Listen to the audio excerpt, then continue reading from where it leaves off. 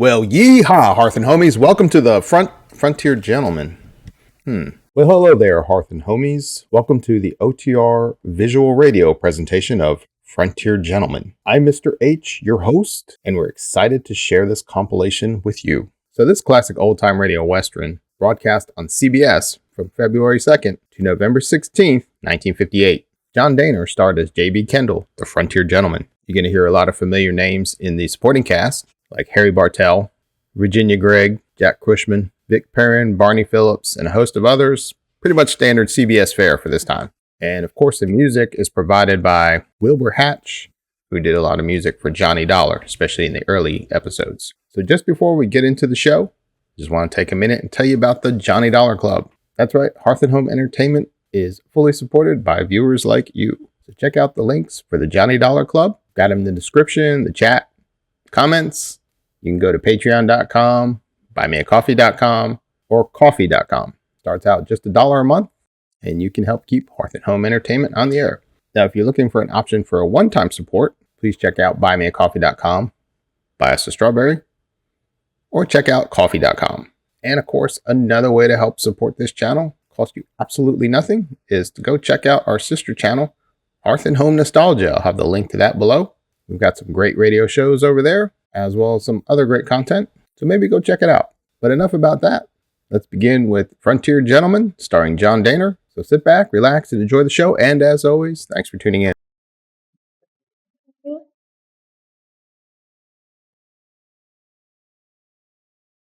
Uh-oh. Sorry, I had to do it.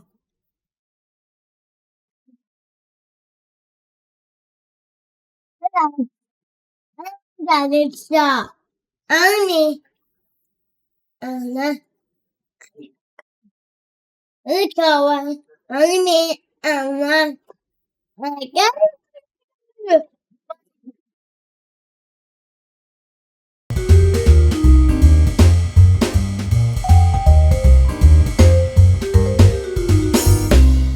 There's a town in Montana Territory, but it's against the law to carry a gun. The sheriff lives by this order, but because of it, other men can die.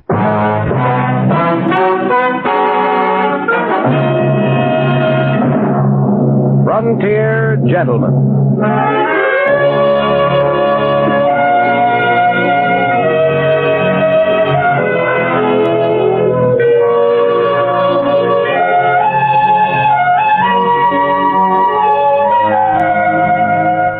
Herewith, an Englishman's account of life and death in the West. As a reporter for the London Times, he writes his colorful and unusual accounts. But as a man with a gun, he lives and becomes a part of the violent years in the new territory. Now starring John Dehner, this is the story of J.B. Kendall, Frontier Gentleman.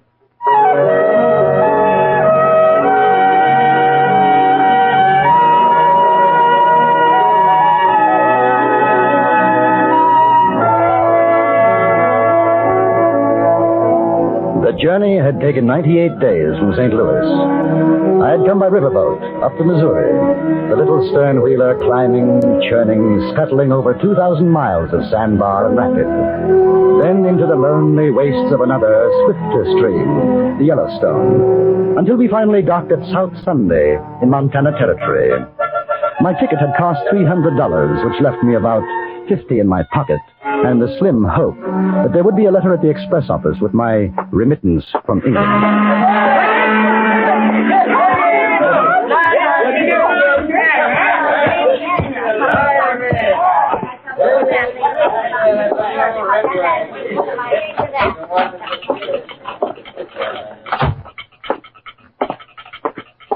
Afternoon. Just in off the boat? Right. I wonder if there's a letter for me, J.B. Kendall. Kendall, any trouble on the way up? I hear the Sioux been kicking up their heels. Sitting bulls making big medicine again. Don't sound good. We didn't see any. Kendall, you English, ain't you? Yes. I figured by your talk. Don't see many of you in these parts. Nope. Nothing for you, mister. You're sure? It's rather important. From England? Nope. Nothing. Maybe tomorrow on the overland, though. They say, you planning to stay a while? I think so. Better get and register then. Register? Over to Sheriff Clanton's office. There's a notice on the wall, maybe missed your attention. All strangers to South Sunday will, within 1 hour of arrival, register at the office of the sheriff or be prosecuted. That's Clanton's orders. Surprised you missed the signs. They're all over. Thank you. Well, that's all right. Wouldn't want to see you in trouble. This ain't the healthiest town in the territory, not for strangers. Oh, any particular reason? Oh, excuse me. Afternoon, Mr. Farley. This here's Mr. Kendall, just off the boat. I was telling him about registering. Now, that's a good idea. Dick Farley is one of the sheriff's deputies. Helps keep South Sunday law-abiding. Big job. What's your business, Mr. Kendall?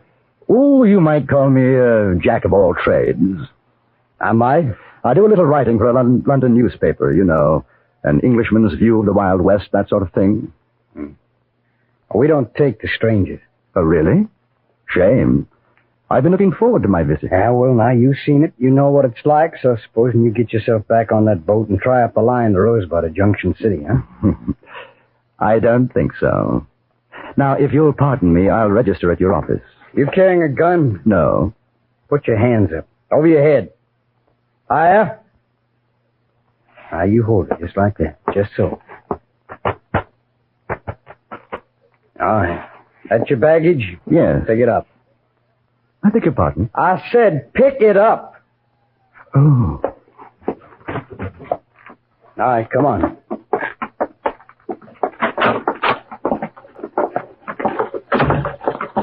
Tell me, Mr. Farley, how did your town get its name? How should I know? Well, I thought you'd take an interest, just as a matter of pride. A civic pride. Mister, I don't like the way you talk or what you say, so you shut your mouth. Here?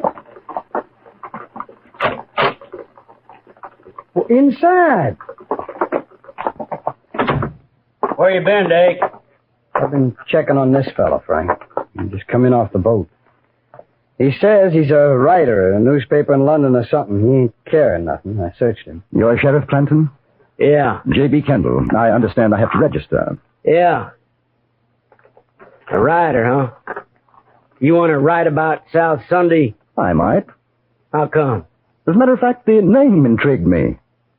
You kidding? No, not at all. I write about the West, and you're in the heart of it. From what I understand, there might be trouble brewing with the Sioux and the Cheyenne. I'd like to be here if it blows up. What's the name of your paper? The London Times. You ever hear of it, Dake? No. Mister, all kinds come to these here parts. Now, I ain't exactly calling you a liar. It's quite all right. One can't be too careful. Here, my papers. J.B. Kendall. Very sudden. Yeah. London Times. That's what it says. Here, you see, Dake? Yeah, that's what it says. Any other strangers get off the boat with him? No, just him. Well, you sound all right to me, Mr. Kendall. Now, just you remember, I got a set of rules here. You live by them while you're here. You'll get along. That seems fair enough. No man, except them authorized by me, carries a gun in South Sunday. That way we don't get a bunch of crazy, liquored-up miners and the like shooting up the place. It seems the usual thing for a man to be armed in most places. It ain't usual here. It's against the law. Oh, I see. You got yourself fixed up at the hotel? No, not yet. Well, then you going over to the Empire, Mr. Kendall. You tell them Frank Clanton send you. They'll take care of you. Very good of you. Dake, take a look at his baggage. Right. Well, you're going to search my luggage?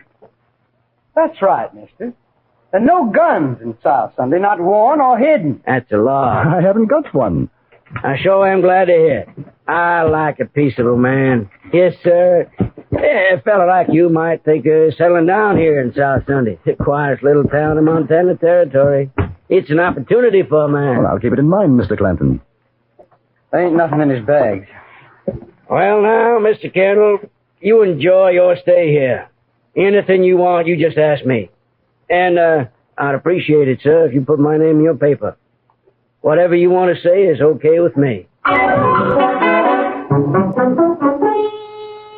My hotel room was a palace in comparison to the cabin on the riverboat. After cleaning up, I went downstairs to the saloon bar in the hotel, ordered a drink before dinner. The place was practically empty, but I wasn't alone for long. Hi. You're the English fella, aren't you, Kendall? Yes, that's right. I'm Lila. I work here. Frank Clanton said be nice to you. I'm being nice.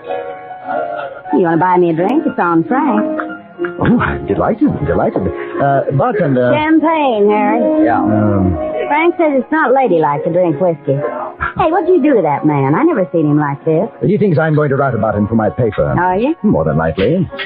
You gonna write about me, too? If you want me to. I'm Dick Farley's girl. Dick doesn't like you.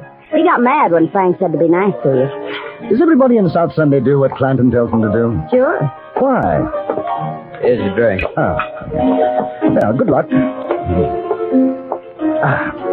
Look here, Lila. What about Clanton? You seem like a nice fella. Don't ask questions. Well, what about you then? Me? What do you care? Where are you from? I was born in Ohio. Got married and came out west. 5 years back, my husband got killed in a gunfight. I don't know. I kind of drifted around. Ended up here, one place as good as the next. Is it? I guess. What about you? Your home's in England, huh? It was. You one of them lords with hoops or something? No, not exactly. Married? No. Must be interesting traveling around, seeing new things. Well, it has its advantages. But I suppose you'll be glad to get back home. Well, let's just say that one place is as good as the next. Oh. You can't go back, huh? Trouble? In a way.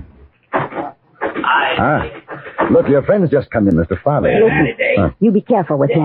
They can get awful mean. Doesn't he take orders from Clanton, too? Don't talk smart like that to him. It rouses him.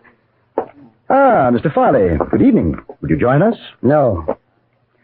I just come to say don't you get no ideas about Lila. Now, what ideas do you think I'd have? I'm telling you. You're telling me what? Keep your hands off my girl, you understand? My dear fellow, I haven't touched your girl. The thought never entered my mind. We're just having that drink, Dick, like Clanton Lila, you said. keep out of this. You know that I find your manner toward this young lady rather offensive. Oh, you're just asking for trouble, aren't you? Not at all. Now, you think you can come in here with your fancy talk, your fancy ways, and make a fool out of me? Now, maybe Frank's a sucker, but not me. I don't like you. I don't trust you one bit. Mr. Farley, it couldn't be of less consequence. What do you think of me? He'll kill you just like Shut up. Oh, that I don't stand for. Chum.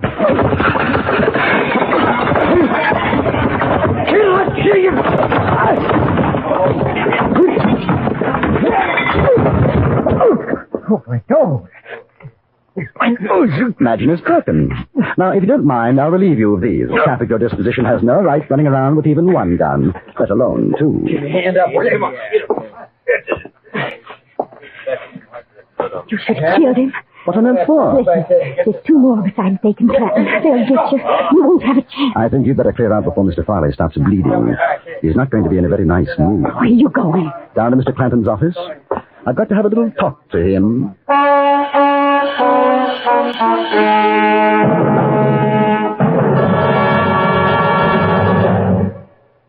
In a moment, we'll return to Frontier Gentlemen.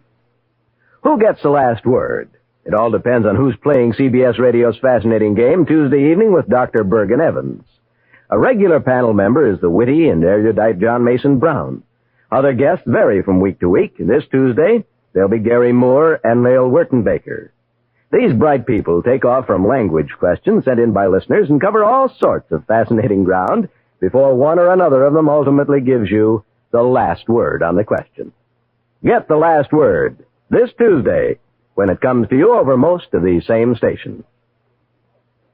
And now we return you to Anthony Ellis's production of Frontier Gentlemen.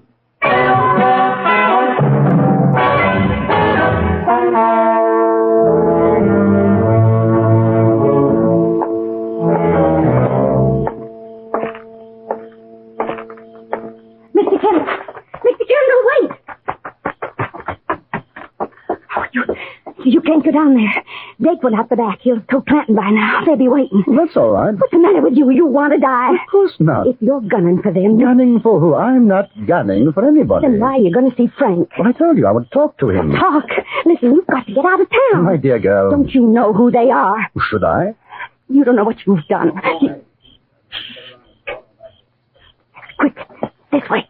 She took my hand and ran back up the street. We ducked down a narrow alleyway, up a rickety flight of stairs, which was the back entrance of the Empire Hotel, then along a musty corridor, past my room, and into hers. I don't think they'll think of looking for you here. Your friend, Mr. Farley, is going to be quite upset if they do. His name's not Farley. Clanton isn't Clanton. They're the Sheldon boys. Shelton? The New Mexico Shelton boys? There's 4 of them. Brothers. What are they doing in South Sunday? Hiding out from Billy the Kid. Dake killed one of Billy's men. Billy swore to get them all for it. That's why Frank won't let anybody carry a gun. How do you know all this? It was my husband Dake killed. Harry joined up with Billy for excitement, I guess. One time he was gone out of town 3 months. I was lonesome. I met Dake. When Harry came back, they had a fight over me. Dake outdrew him. We ran away together. And you thought I'd come after them, that Billy had sent me? They'll think it too now. Lila, who made Frank sheriff here? Nobody. There wasn't one when we came. He just took over. Funny thing is, I guess he's a pretty good sheriff. He's quit the old ways and likes it here. Why have you told me all this? I don't know. You talked with me like I was a lady. The Indian treats his squaw better than Dake treats me. Maybe I wanted to see you finish him. It's not going to be very pleasant for you anymore. Pleasant? Oh, mister, you got a funny way of saying things. Lila, is there anywhere you could go? Friends? In South Sunday? What about home? I mean Ohio. Home. Know what it'd cost to get there? I got no money. But if you could. If I could. I had nice folks. I don't even know if they're alive or dead. But I'd sure like to take a chance and find out. Well, Lila, we'll see what we can do. Where are you going now? I had that talk with Frank. Do you know how to use a gun? Yes? Take this one. Lock yourself in after I've gone. You keep it. Huh? I've got a Derringer. Oh, all right. Here. In case I have any trouble, it's only $50. I don't want your money. Well, at least you'll be able to get out of town. Now, take it. Watch yourself, will you? Dake's got a mean draw. I'll watch myself. The Sheldon Brothers and probably 2 of their chums were out looking for me now, and I was pretty certain of that. I was looking for them, too, but the advantage was on their side. The town was strange to me. So I went to the one place where I was fairly sure I'd be safe from a surprise attack.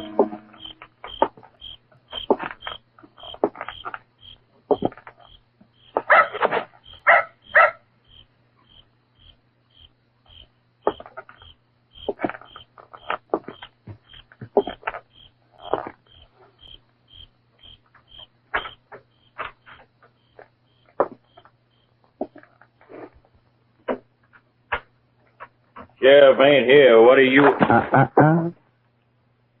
Careful. Keep your hands where they are. You're Kendall? I'm Kendall. Billy the Kid sent you. Now listen... You may very slowly, carefully unbuckle your gun belt and let it drop to the floor. If you try to be foolish and brave, I shall be delighted to shoot you in the stomach. Not be, Mr. Kendall. See, just like you say. Which Shelton are you? Monroe. Very well, Monroe. I wish you to walk to that cell in the far corner, go in, and close the door behind you. You will then stand with your back to the door. You wouldn't kill me. Oh, yes, I would.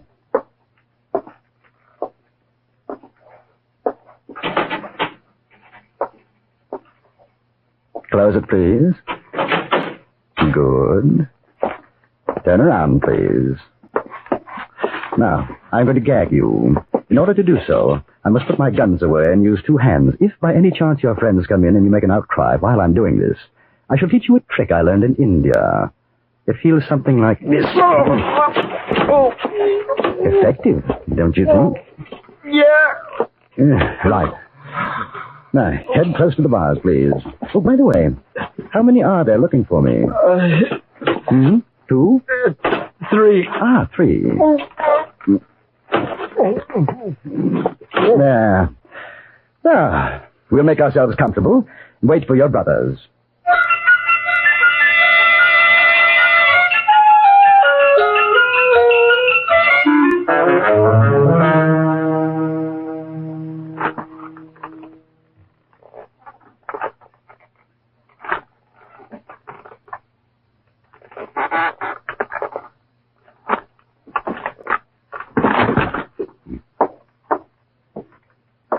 They're coming. Now remember what I told you, Monroe. Not a sound. Kendall! We know you're in there. Blast. Kendall! You hear me? He's at the back door. Come out with your hands up, or we're coming in after you.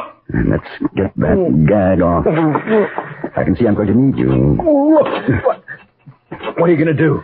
I'll probably have to end up killing you. And nothing personal, you understand. What do you say, Kendall? Out you come. Open the door and throw your guns out. I've got a much better idea. You open the door and throw your guns in. Monroe, are you in there? Tell him. Yeah, I'm in here, Frank. Kendall, you come on out. Maybe we can make a deal. You can keep your gun. I think it'd be safer if you came in without yours. We could rush you. You couldn't get all three of us. You have my permission. I don't know how your brother will feel about it. You want to tell him? Now, don't do anything crazy, Frank. He's got a gun at my head. He'll kill me. Frank! I hate to do this, but I'm afraid I don't believe you. No. Hey, Frank, he's going to shoot. You do what he says. All right. Kendall, we'll open the door. Throw in our guns. You give us your word you won't shoot? Not unless you do.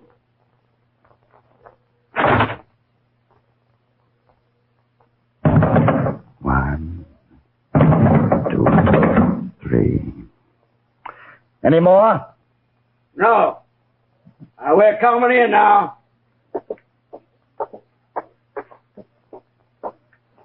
Well, a pleasant family reunion. The brothers Shelton. Keep your hands where I can see them, won't you? Now look. Kid made a mistake about what happened down south. Dake didn't mean to kill Lila's husband, did you, Dake? I drew him, that's all. Yeah, that's the way it was. Lila knows it was a fair fight. She'll tell you. Speaking of Lila, I hope she's well. Oh, she's fine. Now, we got no fight with the kid or you. Now, why don't we all go on down to the saloon and have a drink, huh? Talk it over. Me and my brothers have been living a nice, quiet life up here. We don't want to make no trouble. Get him, Jake!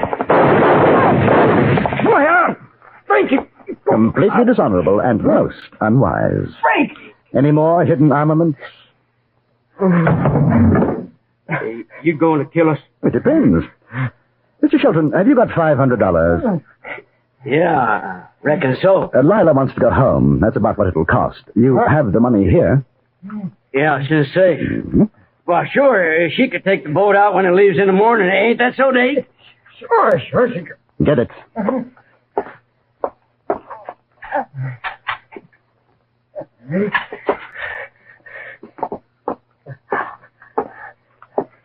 Good. That settles the account. Now, all of you, get into the cell.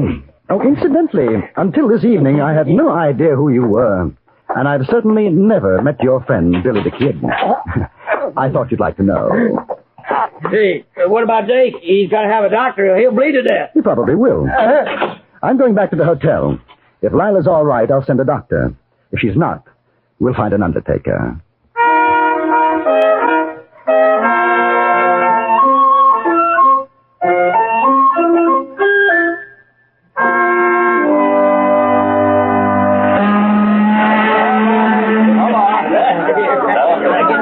I want to thank you, Mr. Kendall.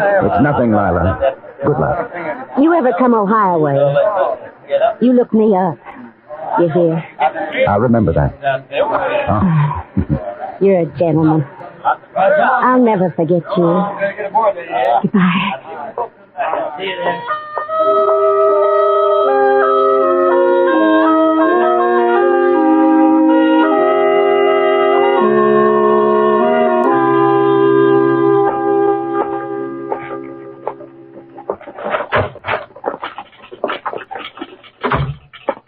Morning, Mr. Kendall.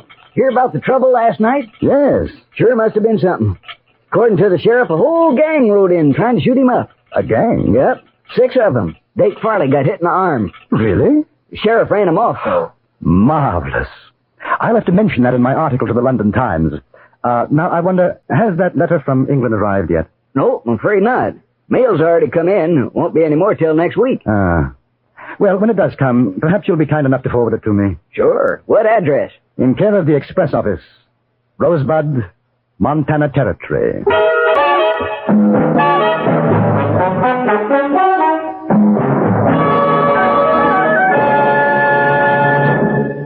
Frontier Gentleman was written, produced, and directed by Anthony Ellis and stars John Dehner as J.B. Kendall.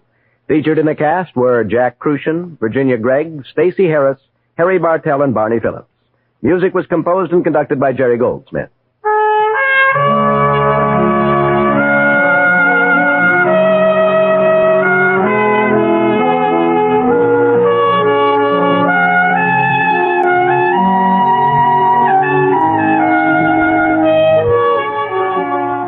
Join us again next week for another report from the Frontier Gentleman.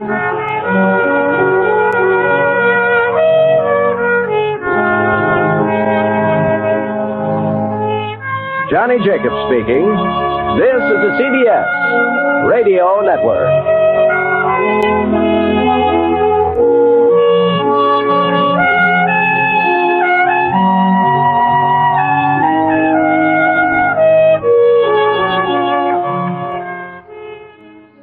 The great chief of the Sioux Indians is Sitting Bull. He's a rather difficult chap to meet, especially when he's planning for war.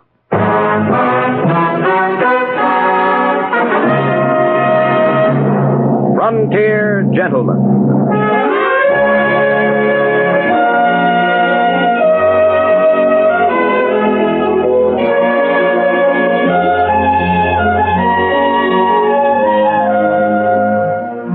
Herewith an Englishman's account of life and death in the West. As a reporter for the London Times, he writes his colorful and unusual accounts. But as a man with a gun, he lives and becomes a part of the violent years in the new territories. Now, starring John Dehner, this is the story of J.B. Kendall, Frontier Gentleman.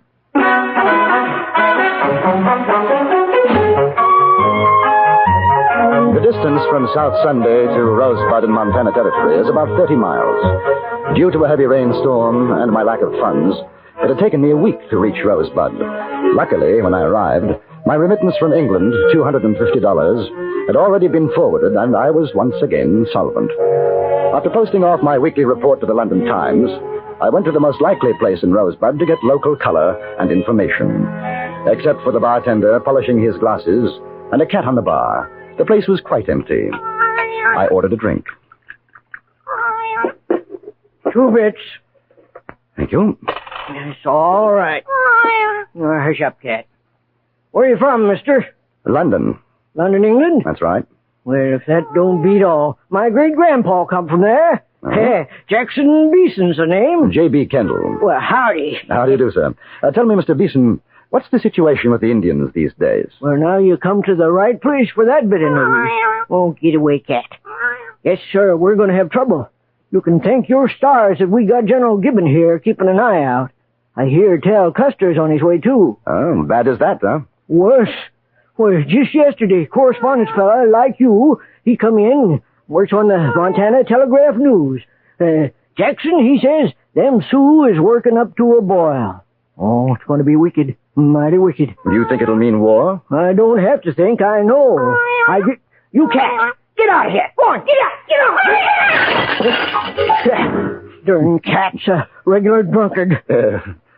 This correspondent chap, is he still here? Charlie Meeker? Oh, sure, he's around somewhere. I'd like to meet him. Right nice fella. Now, let's see, you might try up to Dolly's place, across the street there. Second house on the right. Can't miss it. Just ask for Charlie. He rooms at Dolly's. Thanks very much. Mm-hmm. And look, if he ain't there, I'll tell him you're looking for him when he comes back. You stop by tonight. Right.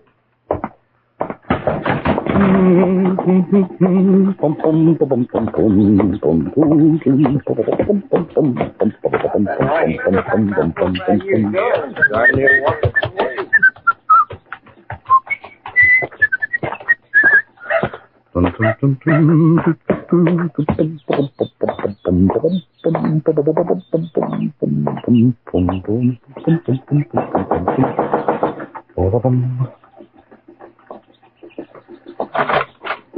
hello, early bird. Good afternoon, madam. This is Dolly's place? Why, sure it is. You come on in. It's nice and warm inside, honey. Yeah, I'm looking for a gentleman named Charles Meeker. Charlie, what do you want with him? Oh, well, I was told I could find him here. The bartender... Oh, Jack Beeson sent you. Yes. Well, all right. Well, step inside. I'm freezing. Mary! Go wake up Charlie. There's a fella here to see him. I guess you better wait in the parlor. Say, now, I hope you'll forgive the looks of this room. Some of the boys got a little rowdy last night. We haven't cleaned it up yet. Not at all. Charming. You're new in Rosebud, ain't you? Yes. Well, that's nice. That's real nice. I can see you're a gentleman. It's always nice to meet a gentleman. Sit down. Make yourself comfortable. Mr. Kendall. Well, Mr. Kendall. You're a friend of Charlie's, huh? No, we've never met. Well, he's a nice boy. He's real nice. He sure never forgets me. Anytime he's in these parts, he brings old Dolly a present. Can I get you a drink? No, thanks just the same. Hey, you ain't a dominie, are you? Dom? A preacher? Oh, no. Well, I sure do admire to hear you talk. I wish you'd say something else. Somebody looking for me, Dolly? Oh, this here's Mr. Kendall, Charlie boy. All right. How do you do, sir? Well, you got business to talk, so make yourselves at home. It's sure been a pleasure, Mr. Kendall. Maybe you'll call again. Thank you very much. You'll have to excuse me, Kendall. I just woke up. Big night. Oh. And a big head. What can I do for you? I understand you write for a newspaper, Mr. Meeker. Charlie. Yeah, Virginia City, Montana Telegraph News. I know. I do some correspondence myself for the London Times. Hey, I'm proud to meet you. May I return the compliment? Look here. Is it true what I've been hearing, these rumors about a Sioux uprising? Yeah, more than rumors. It's coming. Well, this chief, Sitting Bull, have you ever seen him? Once, a few years back. Big council between one of our government commissions and the Indians. Oh, I'd like to meet him. See him, you know? No, not a chance, not anymore. A while ago, maybe, but those Indians don't trust the white man now. I tell you, they're getting ready for war. Is there any way to make contact with him? Probably. There's plenty of Indian scouts, interpreters hereabouts who could, but for a white man, it'd be worth his scalp. How would one go about it? Are you serious? Completely. Do you know where I could find him? I got a pretty good idea. You want a drink? No, thank you. There's talk of a whole lot of Indians moving off the reservations, going up Tongue River country. Might be headed for Sitting Bull's camp. How far would that be? 30 miles, maybe. Now, listen, mister. When the Sioux go on the warpath, the best place for you and me is someplace else. Well, do you think you could find me one of those Indian scouts? Someone to guide me to Sitting Bull's camp? You mean it, don't you? Absolutely. What a story. Interview with Chief Sitting Bull? It's crazy. They'd kill us, sure. No, Kendall, the best thing for you is to talk to some of the old-timers. They'll tell you about him, and then you can send your report in on that. It's a whole lot safer.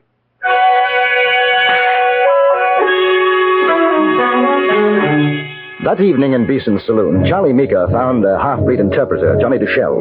He was a big man, dark, with handsome features, and when he smiled, which he did constantly, there was something at odds in his eyes, veiled, a coldness. He was playing a game of solitaire, and as he dealt his cards, I noticed that inside his sleeve was a wrist holster. Strapped to it, a derringer. You want to talk with Sitting Bull? That's right, Johnny. Him too? Me too. Suppose he don't want any talk with you. Suppose he want to take your scalp. That would be rather awkward. Johnny, how well do you know the chief? How well does any man know another? Charlie says you've done scouting work for General Crook. Well, doesn't that make you Sitting Bull's enemy? Yesterday I scout for the soldier. Tomorrow maybe I fight with the Indian. Who knows? Yes. Well, the point would seem to be, whose side are you on if you do guide us? If I do this thing, you put your trust in me. I see. Well, what do you say, Johnny? Can you take us to him? Black ace on the red 2. Yeah. You got $50, Silver? Kind of high, isn't it? Sitting Bull won Big Chief. You want me to take you to Red Cloud, Crazy Horse? Maybe cost less. What do you think, Kendall? I'm not sure. Maybe you find somebody do it for less. He'd take you to India and cut out your heart, huh? Now, Johnny's all right. 25 apiece would be worth it. All right. When, Johnny? Tomorrow. Fine. Take no guns. Hey, wait a minute. Indians see you with guns, they say you coming for no good. Without guns, in peace. No guns. It's sort of risky, isn't it, Johnny? Not with me, along with you. What time? We meet outside the state station. 6 o'clock. See you then. Well, then you better give it to me right now.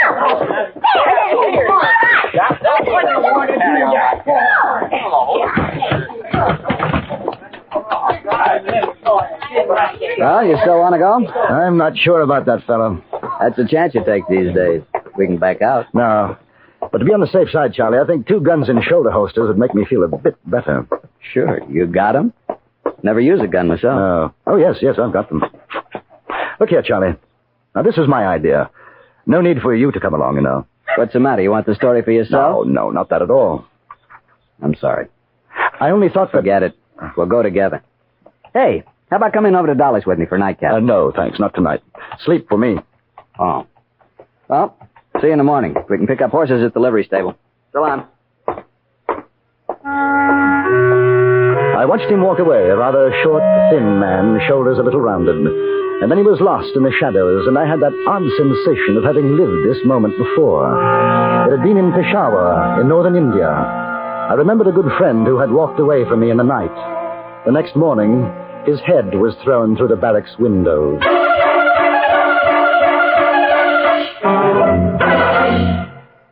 In a moment, we return to Frontier Gentlemen.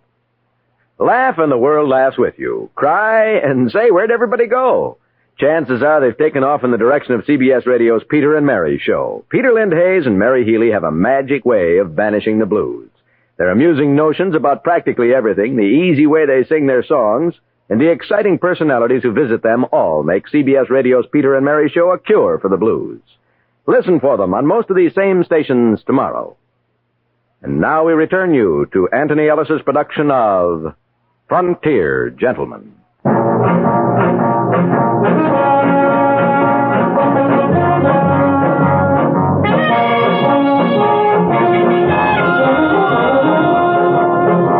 The morning was gray, a bit windy. We left Rosebud at 6 o'clock and rode steadily toward the southeast. I could see no sign of a gun on our guide, Johnny Duchelle, but his bulky jacket could have hidden an arsenal. For perhaps over an hour we didn't speak. Charlie, red-eyed from want of sleep and too much whiskey, nodded in his saddle. The half-breed traveled a little ahead of us, cautious, watchful.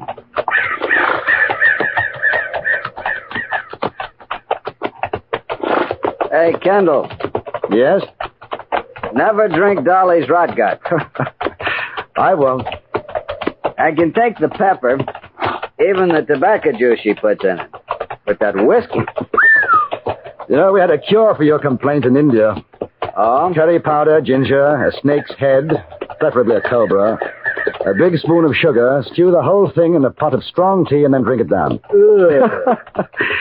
Exactly. It's a miraculous cure. You'll probably end up chucking the whole mess out the window, but you forgot your headache. What were you doing in India? Army, mostly. Officer? At one time, captain.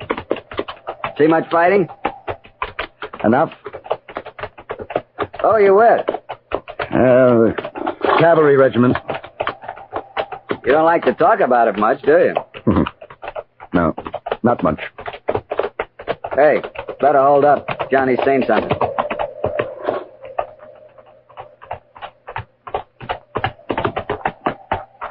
In timber. Cheyenne, I think. You stay. I talk to them.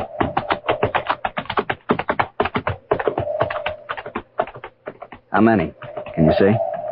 5 or 6. Might be others in the woods. You know something funny? I'm scared. I think about your headache.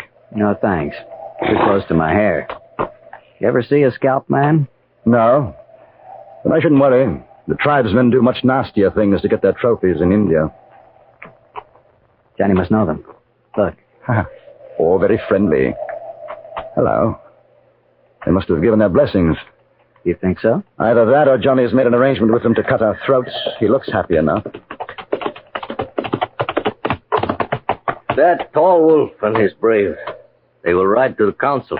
Tell of our coming. Glad to hear it. We go on now. Johnny smiled, turned away, and we rode on. I had the distinct feeling that he knew exactly what he was doing, and we didn't. Another hour passed. If there were more Indians about, we didn't see them. The terrain was becoming more rugged, and when we reached a narrow stream, Johnny called a halt. We rest the horses. All right. I think I'll get myself a drink. Water, that is. Funny, we haven't seen any more Indians, Johnny. They all at great council. You seem pretty sure we won't be attacked.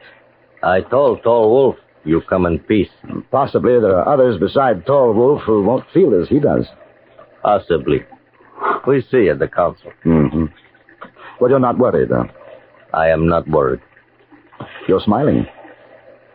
Good for a man to smile. Depends on his reason. I smile because you paid me $50 silver to bring you here. Tell me, Johnny, what will it cost to take us back? The cost to you will not matter.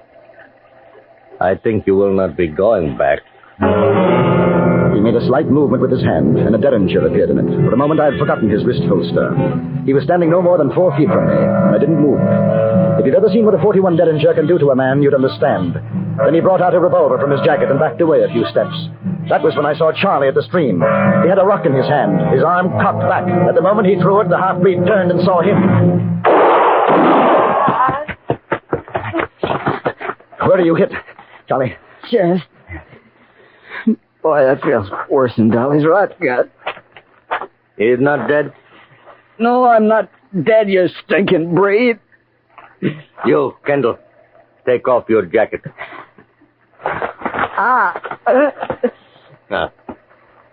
Untie those shoulder holsters. Let them fall to the ground. Move back. Stop. You both got more silver. Give it to me. I'll spit in your eye first. I told Tall Wolf I take you to Sitting Bull as my prisoner, alive. He will think well of me, give me place of trust. Your own mother wouldn't trust you, Johnny. With much silver, 2 horses, even a stinking breed will be important man. Give it to me. You'll find a bag in my jacket. Good. Now, you both, you walk. I ride behind. Can you get up, Charlie? Sure. Yeah, I'll help you.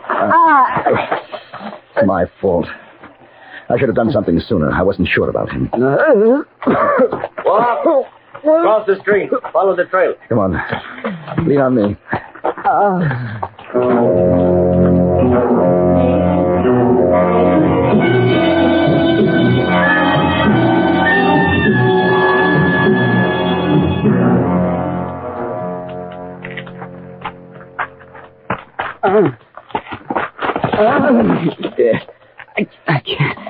I can't go on, little boy. He is dead. Let me put him on a horse. He called me stinking breed. Let him walk. He can't. He's done in. Then you carry him. Let him rest for a minute. A minute. Charlie, can you hear me? Listen to me, Charlie. The trail narrows a few yards along. There's a slope on our left. Do you hear me, Charlie? Yeah. I'm going to let you fall. If I can get him to take his eyes off me, there's a knife in my boot. All right. Good luck. All right, Charlie. Up you come.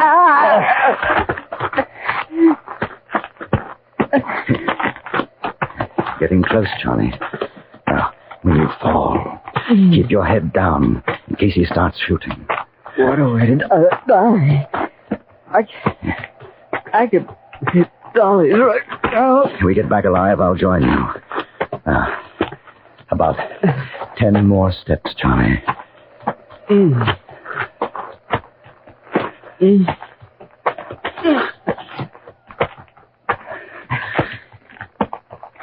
Now, Charlie. For a moment, I had a glimpse of Charlie sliding, falling down the hill slope. Then he disappeared into the underbrush. I turned to face Johnny Duchelle, the knife in my hand. Johnny was standing in his stirrups, craning his head to seal the trail's edge. He was no more than 15 feet from me.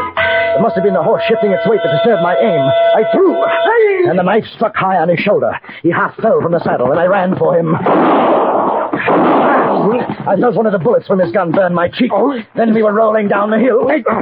Somewhere on the way, he lost the gun, but the knife was stabbing. Cut it, bitch.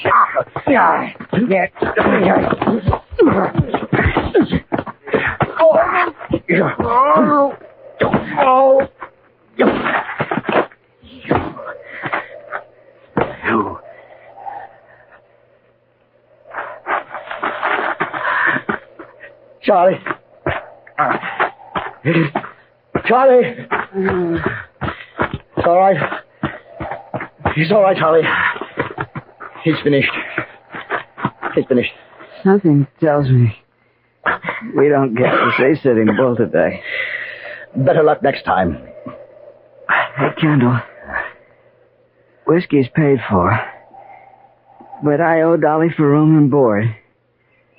It's only...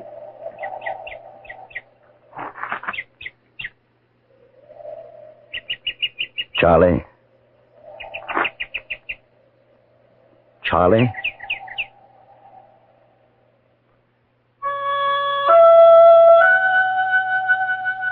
I took Charlie back to Rosebud, to Dolly's place.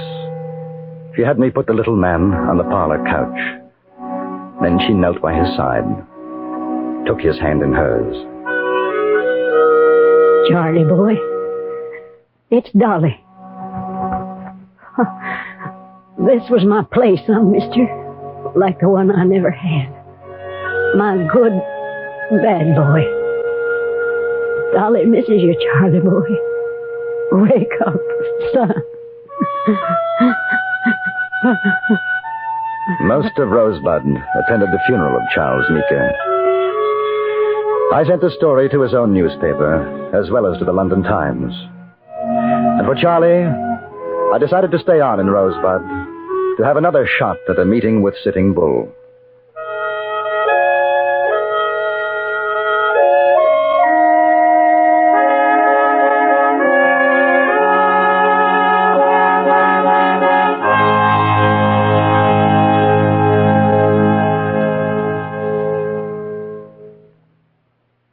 Frontier Gentleman was written, produced, and directed by Anthony Ellis and stars John Dehner as J.B. Kendall. Featured in the cast were Jeanette Nolan, Lawrence Dobkin, Harry Bartell, and Junius Matthews. Music was composed by Jerry Goldsmith and conducted by Wilbur Hatch.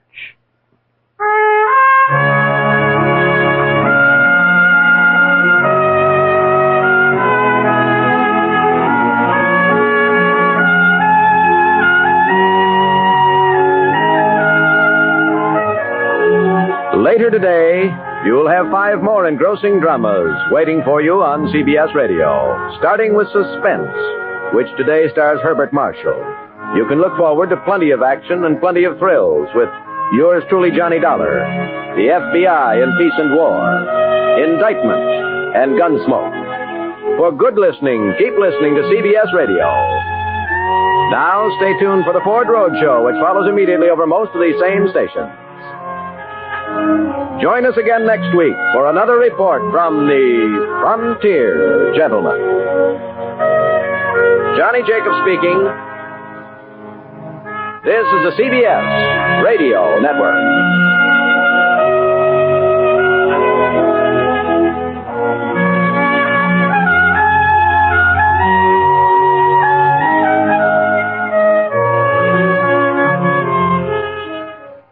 There are places west of the Missouri where gambling stakes are rather high. This is particularly true when the wager depends on a man's life.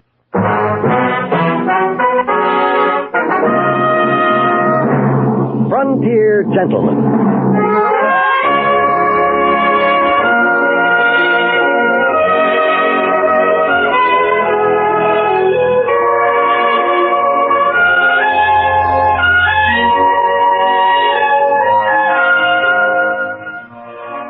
Herewith an Englishman's account of life and death in the West. As a reporter for the London Times, he writes his colorful and unusual stories.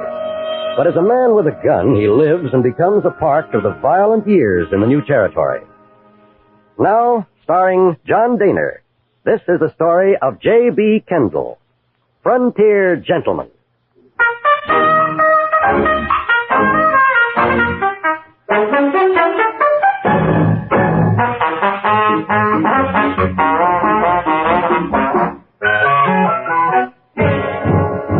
I had stayed in Montana Territory hoping for an interview with Sitting Bull or even Crazy Horse. But General Crook's attack across the Tongue River put an end to that hope, at least for the time being. And so, with a full-fledged Indian war exploding around me, I had no choice but to remain where I was. The settlement with a normal population of perhaps 100 had swollen to 4 times that number. The saloon keeper, gambler, and others were doing a thriving business, and the most popular spot in town was undoubtedly a place bearing the rather, sanguinary legend, Jug of Blood. It was what is known as a honky-tonk. I was passing outside when the trouble began. The doors flew open and half a dozen brawling men erupted in the street. In sheer self-defense, I became a combatant.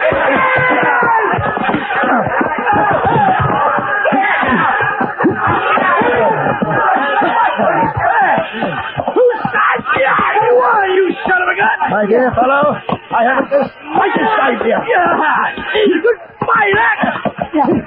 Jolly good.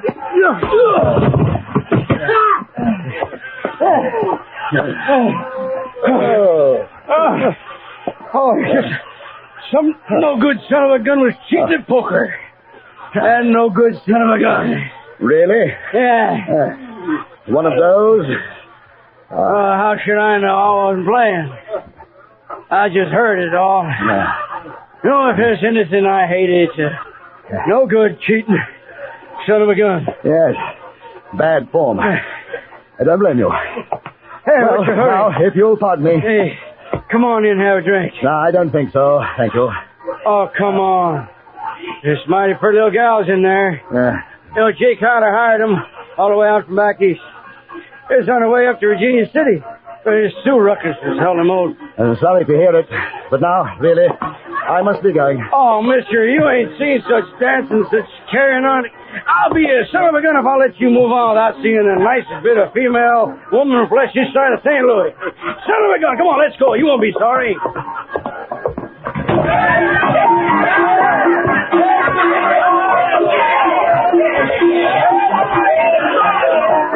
There's a table over there. Right.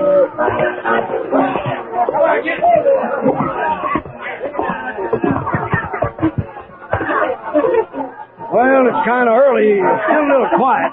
You warm up by and by. Hey, her name is Smith, Walleye Smith. J.B. Kendall, Mr. Howdy. Hey, what are you drinking? Oh, I'll take a beer if you don't mind. Oh, don't make no never mind to me. Jake? Yeah. A beer from a pound of whiskey for me. Tell Andy to bring him over. J.B. Kendall, huh? J.B. Hey, you any kin in Arizona Kendall's down the Tombstone? No. What's your business, mister? I'm inside from fight. I'm a newspaper correspondent. Oh. Well, I'm a cowpuncher myself. Got paid off last week. This here's a good place to spend your money. Hey, how do you like that there picture over the bar? Ain't she something? There's quite a bit of her, isn't there? What'd you say? I say there's quite a bit of her, isn't there? Yeah. A little out of proportion here and there. Ample. Well, son of a gun, I like you, Kendall. I like you. Son of a gun. Hey, what paper you write for? London Times. Well, son of a gun. Hey, Annie. Hi, Mr. Smith. Hey, sweetheart. This here's J.B. Kendall. Hi. Hi. He writes for a newspaper, London Times. He's an important man. Now you go call Crystal. Drinks are on me. Yeah, Mr. Man. Yeah, me, I go for the nice fat one. Something you can grab a hold on. Never did like dancing with them skin and bone gals. I gather Annie is your choice, huh? Yeah. She's some looker, huh? Oh, no doubt of it, Mr. Smith. Of course, now, there ain't nothing wrong with Crystal. She's the one close herding with that son of a gun, Bill Baskin. See? I paid $5. I don't think he's taking kindly to your friend Annie's suggestion. He's a raunchy buzzard, ain't he? He's drunker than all. I say, look here, old boy, we don't want to cause any more trouble. You and your young lady have a nice evening. I'll be running along. Oh, sit down. I owe you for that fight. I always pay my debt. Well, here they come. Ladies, meet J.B. Kendall. This here is Crystal, J.B. Crystal, how do you do? Go on, sit and relax, sweetheart. The poor fella ain't feeling his oats yet. Well, no, I'm sure Miss Crystal will be much more comfortable in a chair. Come here, Annie. Here we are. Would you, care for a drink? No, thanks. Oh. The gentleman you were dancing with, he seems rather upset. Oh. Are you sure I can't get you something? What's the matter? You don't like me? Ain't I good enough to sit in your lap? Oh, no, not at all. I'd be delighted, but... Yeah. I'm Wild Bill Baskin. Ain't no man nor dog would take my gal away from me. You riding herd on Crystal, Bill? I'm riding herd on no. But I paid good hard cash, and I'm going to have my dance out. You go rattle hocks out of here. And I say good hockey to you, all right. Gentlemen, I think the language is getting a trifle right. After all, there are ladies present. Well, who are you son of a gun? The name is Kendall. Well, goose hockey to you, You Kendall. had your ride, mister. I ain't dancing no more with you. We'd like to stop my feet off, Mr. Kendall. I rather think it's up to the lady. Don't you, chum? Lady? She ain't no lady. Bill. Son of a gun. Bill, I'm giving you 1 second to rattle hocks out, and then I'm going to blow your ears off. No. Oh, no need of that, Mr. Smith. You'll go along quietly, won't you, Mr. Baskin? You think you're a pretty big son of a gun, don't you? Well, you don't stampede me, mister. Now, come on, girl. Not at all polite. You're breaking my heart. Then be a good chap, and as Mr. Smith puts it, go rattle your heart. Ain't no son of a gun telling me what to do. I'm Wild Bill Baskin.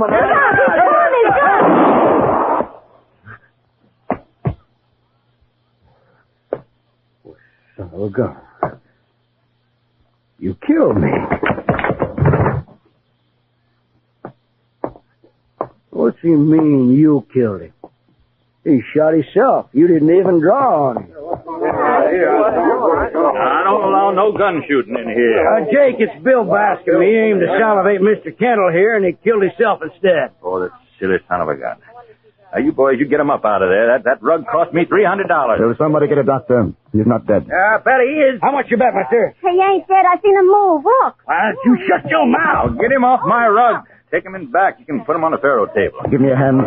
Yeah, sure. Somebody find a doctor, please. Ain't no doctor except an army surgeon. He's getting himself scalped by his tool. Well, that's true. Ain't no doctor around here. I never knew it was this heavy. Carefully. Hey, what are you doing? All right, break up the game, boys. There's a goner here. Needs a table. Come on, fellas. I tell you. All right, boys. Put him down. I'm dying, boy. Give me a drink.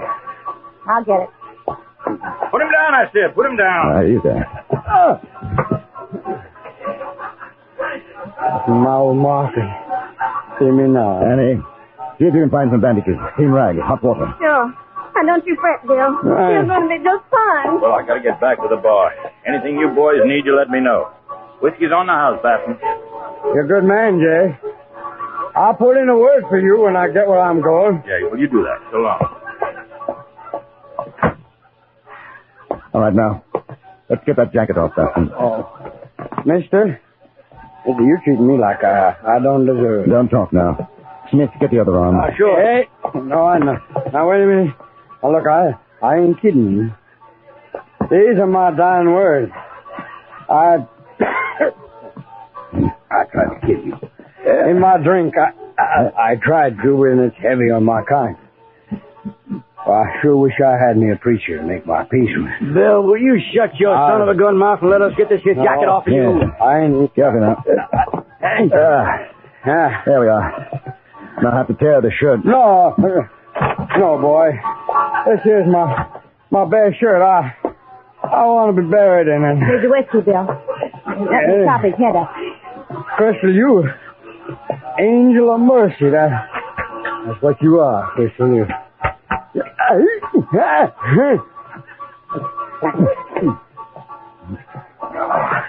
Crystal girl, asking your forgiveness, sweetheart.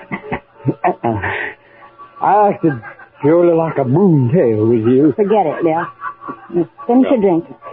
Does look mean, don't it, Mr. Kendall? Smith, come over here. Just hold it still. I reckon he ain't got long. Now, if he don't bleed to death, it's gangrene for sure. Now, we can stop the bleeding, I think. But we've got to get that bullet out. Oh, ain't nobody around here crazy enough to try that. Ain't no sense carving up the poor son of a gun. Let him die comfortable like He doesn't he have is. to die. There might be a chance. Will you help? Help what? Operate on him. You're loco. There's nothing to lose. How about another drink, boy? I'm going fast. All right, Mr. Kendall? Give him all he wants, Crystal. Keep pouring it into him. You think it's fitting for a man to die drunk? I think it's fitting for a man not to feel any more pain than he has to. What you doing with that knife? I told you I'm going to take that bullet out of him. If you want to help me, good. If not, you'll oblige me by rattling your hocks out of here.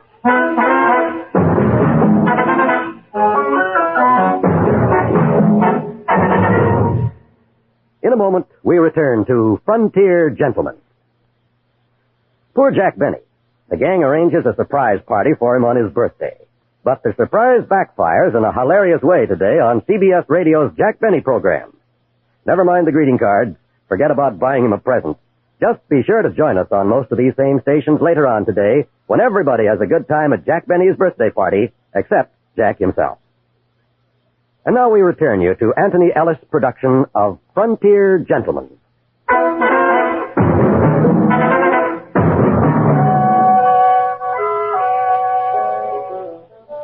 There are some men who possess a rather odd sentimentality about pain and death. They don't hesitate to empty a gun into a living body. With clear and shining conscience, they do this deed. But for those same men to retrieve a life, to cut into flesh to do so, that is a different matter. Walleye Smith was of this type. The thought of operating on Bill Bascom offended his sense of delicacy. Oh, you ain't no doc. You can't do that. I can bloody well try. I couldn't find no bandages, so I tore these up. And here's your water. Good girl. Put it down on the table. Now, which one of you ladies will help? I will. Oh, sure, me too. All right, we'll try to stop the bleeding first. How do you feel, Bill? I'm dying, partner. How about another drink? Annie? Sure. Crystal, take some sheeting. Press it over the wound. Keep holding it there. Now, come on. The son of a gun, Kendall. I say you can't do it. My dear fellow, will you step over here for a moment? Now, Smith, look here. The fact that Bascom might die is partially my fault. How come? He shot himself. Circumstances. Kismet. Well, you ain't no doc. So you said.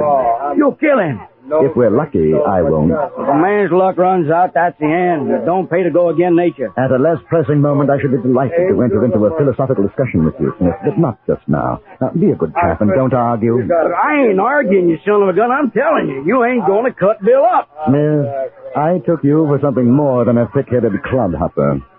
I see I was mistaken. Oh, mister, you go on talking like that, there's going to be another dying man in here. Oh, dear. Awfully sorry. Son of a gun. What's the matter with you boys? You stop, you hear?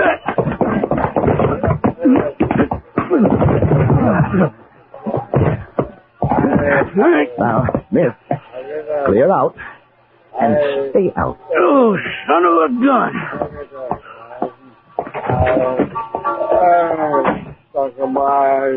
Now, how's our patient? Better tie up the bottle. There's enough rot got in him to melt that bullet. Wishful thinking, my dear. Bill, I'm going to take the bullet out. You'll do. All right, Crystal. Take a handful of rags.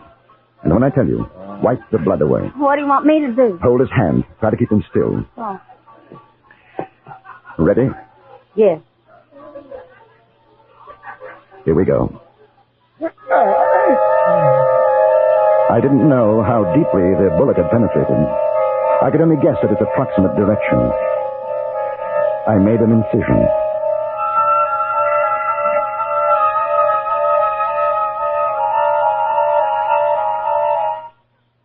Wipe.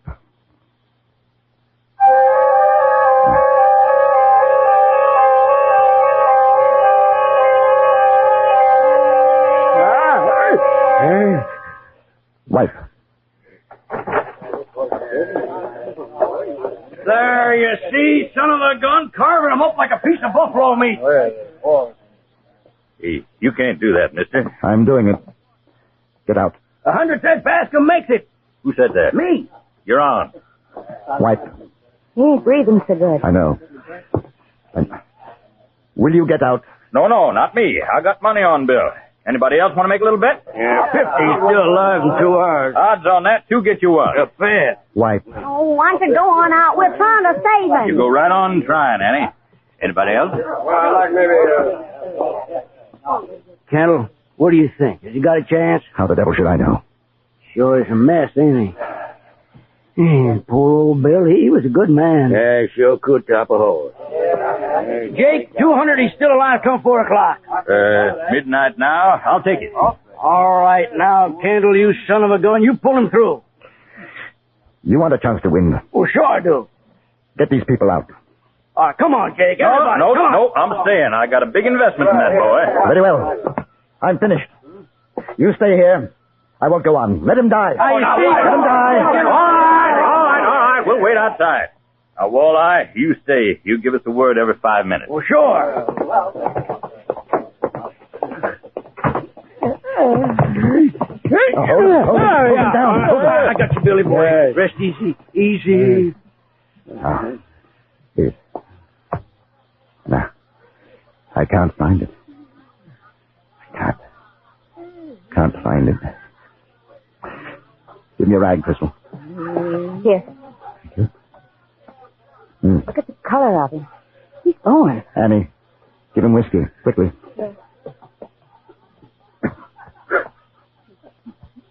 There. That's better.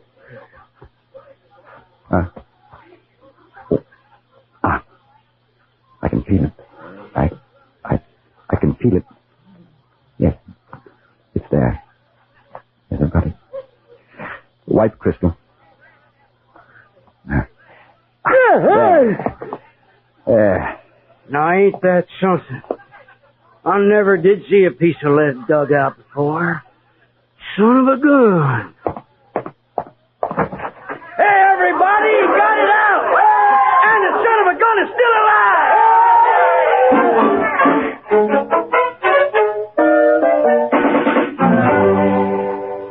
We bound up the wound, made him as comfortable as we could.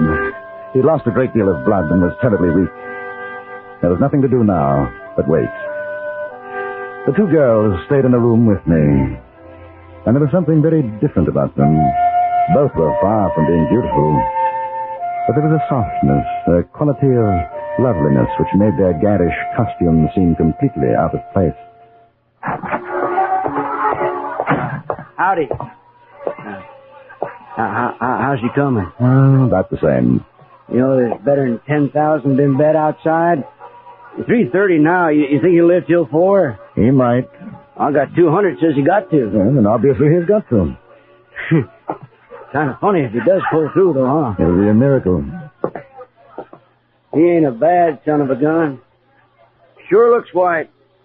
Quiet. Almost like a kid, don't he? Anything I can do, Kendall? You say a prayer if you feel like it.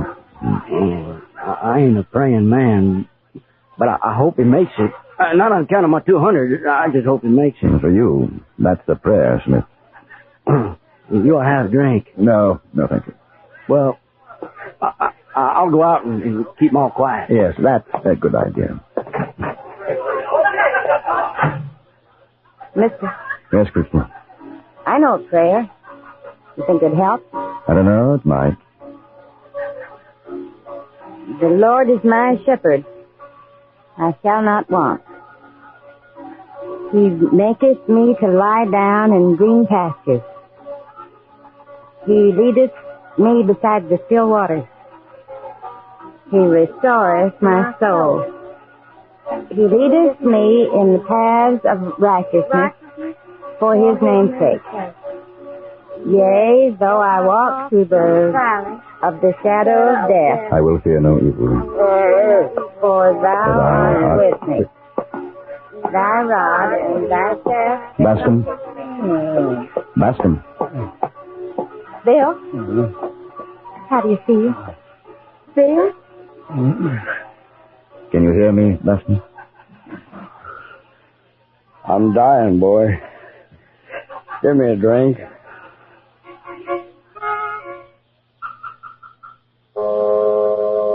Wild Bill Bascom didn't die. A number of people won money because of it, and a number of others lost. Mr. Smith insisted on dividing his winnings with me. During his presentation speech, he was so overcome that not once did he refer to me as a son of a gun, an omission I was happy to overlook.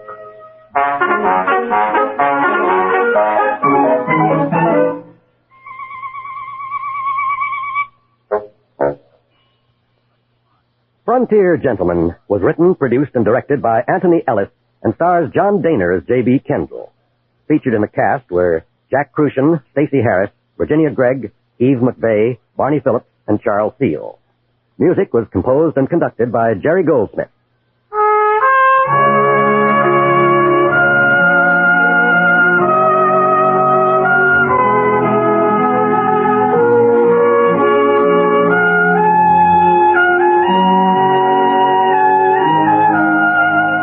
Pearl Bailey, Nat King Cole, and Eartha Kitt may not tell all to Mitch Miller tonight, but knowing Mitch as we do, we're sure his talented visitors will feel free to talk about anything and everything of interest.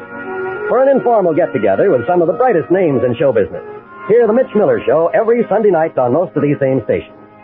Now stay tuned for the Ford Road Show, which follows immediately over most of these same stations. Join us again next week for another report from the Frontier Gentleman. John Wall speaking. This is the CBS Radio Network.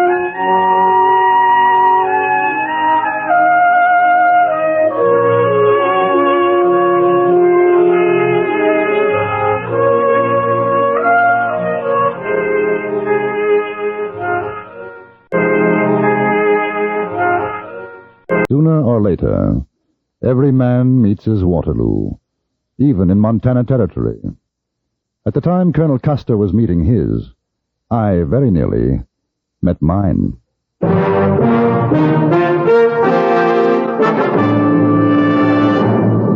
Frontier Gentlemen.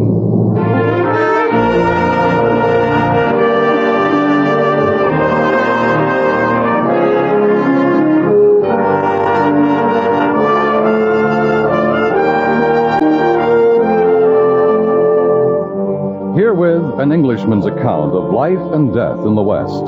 As a reporter for the London Times, he writes his colorful and unusual stories. But as a man with a gun, he lives and becomes a part of the violent years in the new territories.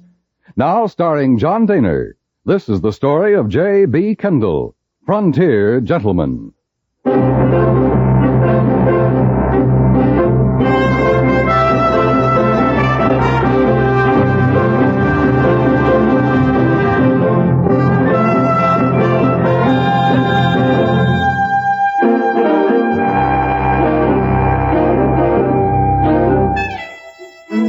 I had received permission to accompany a troop of soldiers and packers up the Yellowstone to the mouth of Rosebud Creek, and through the kindness of a Lieutenant Snow, in charge of the supply depot, I'd found quarters aboard the river steamer Far West.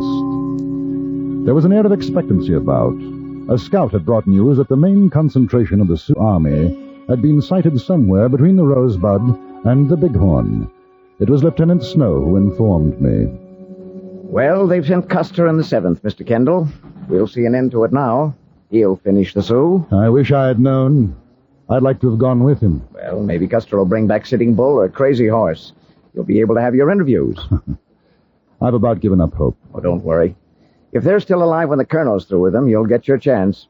Glad to hear it. Oh, they should have let Custer attack the Sioux a long time ago. Well, now you'll see. He'll massacre them. Lieutenant.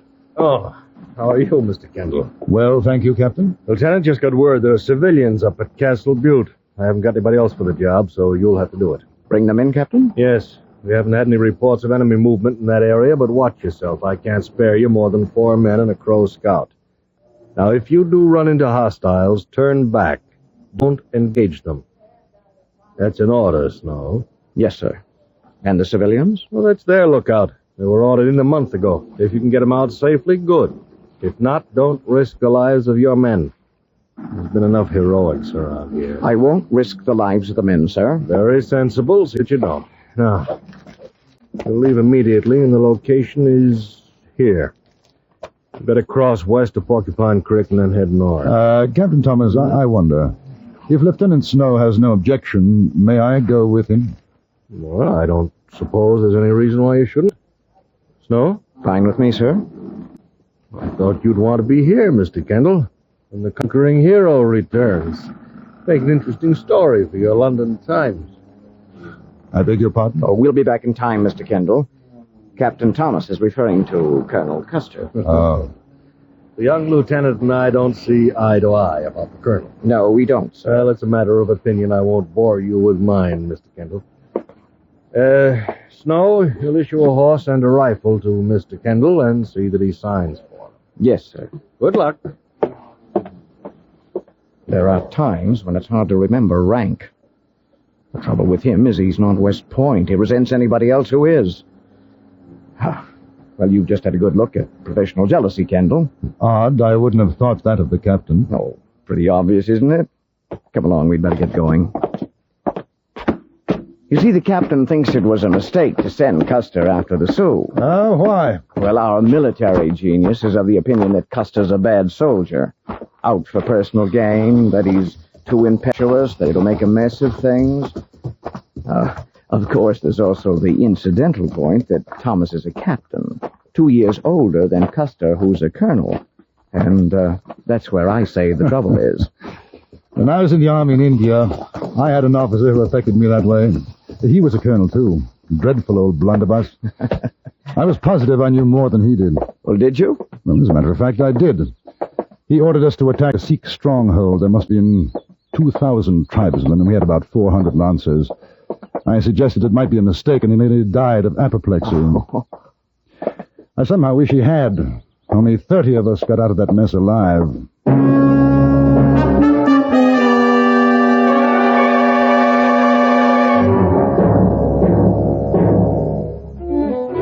Our destination was some 15 miles north and west of the mouth of Rosebud Creek. There were 7 of us. Lieutenant Snow, Sergeant Wilson, 3 troopers, and a Crow Indian scout with the intriguing name of Six Toes.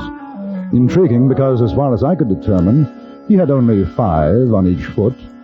We had traveled fast without incident when the scout brought us to a halt. Smoke over hill near Castle Butte. Any sign of Sioux or Sham? Have been passing this way. Maybe small party, 7, 8. Sergeant? How long ago, Six Toes? Walk a mile, maybe less. He means 20 minutes or less. Sir? Six Toes says there's a sign of the enemy, Wilson. Smoke just over the hill. Now, they may have attacked the party we're looking for. Stay here and keep your eyes open. I'm going to ride up the hill and take a look. Yes, sir. Now, I'd like to come along. All right, Kendall. Six Toes, you too. Here.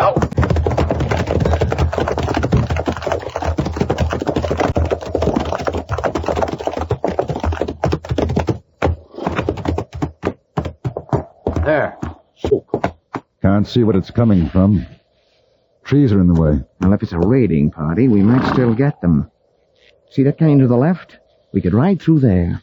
Well, nasty place for an ambush, though. Worth the chance. We'd come up under cover of the trees. Not good place if Sioux got big party waiting. No reason why they should. There haven't been any reports of any big war parties up here. Probably a few renegades. Sergeant Wilson? Look here, old boy. It's none of my business, but 4 men in those rocks could hold off a small army. Wouldn't it be safer to take the direct approach? Open country? You'd stand a better chance. Mr. Kendall, I don't know how you fought in India, but over here, surprise tactics are the only way. Beat the Indian at his own game, outguess him. Yes, very sound. When you can do it. What is it, Lieutenant? You see that canyon, Sergeant? We're going through. If the Sioux are where the smoke is, we'll take them by surprise, wipe them out. Oh, you hear that? Settlers are holding them off. Kendall, you want to stay here? We'll pick you up on our way back. I think I'd rather come along. Don't want to miss the fun.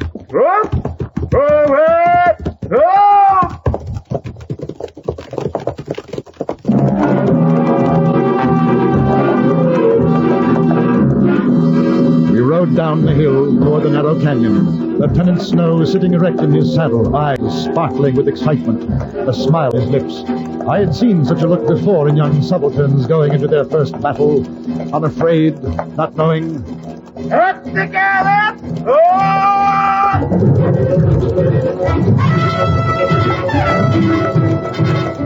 The mouth of the canyon drew closer. The shadows reached out to us.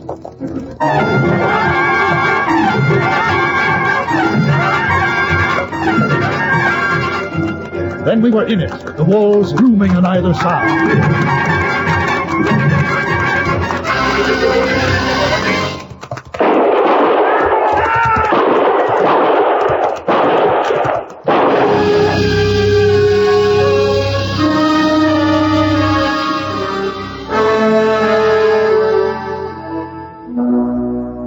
I didn't look back.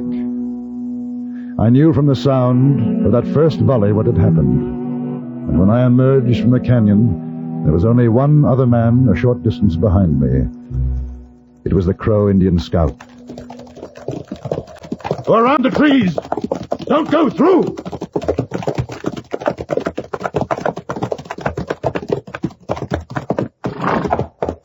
Yeah.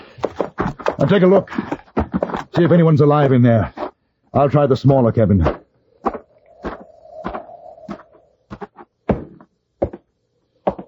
Where are the others? We didn't expect to find anyone alive. I saw you on the hill. Fired the shots. I was afraid you'd go away. We'd better go inside. All burned in other cabin. He's an Indian. He's not coming in. 6 Toes is a Crow scout for the army. A friend. I heard shooting in the canyon. Did the soldiers kill them? I'm afraid not. We were the only ones to escape. They saw you. That's why they left. Now they'll come back. How many were there? 7. To begin with. We killed 2. Well, not so bad. You should be able to defend us quite nicely, I think.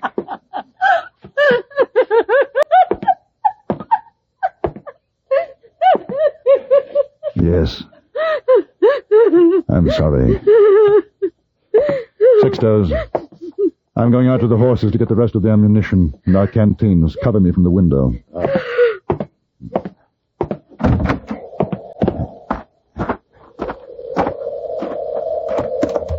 Ho there, Ho. Ho, boy. Quiet. Quiet, boy.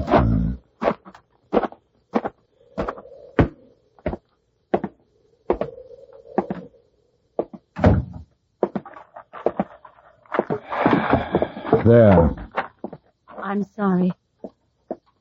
That was a very foolish thing to do. I'm all right now. Good. I've got a gun and ammunition. I know how to shoot. Couldn't be better. 6 Toes, keep watch where you are. The lady and I'll take this side. My name is Amelia Mitchell. How do you do? I'm J.B. Kendall. Did you see a little boy out there? In the other cabin. No, but perhaps he... He was in there. With my brother and the other men. They were putting up a stockade when the Indians started to shoot. I was in here getting some nails. I saw what happened through the window. It was so quick. Then there was the fire. And the cries. I hope he died before the fire. Your boy? My son. 10 years old. It's not right, is it? No, it's not right. You, tall man. Yes? Indians coming. Cheyenne. See them through trees. Where? Wait. You see.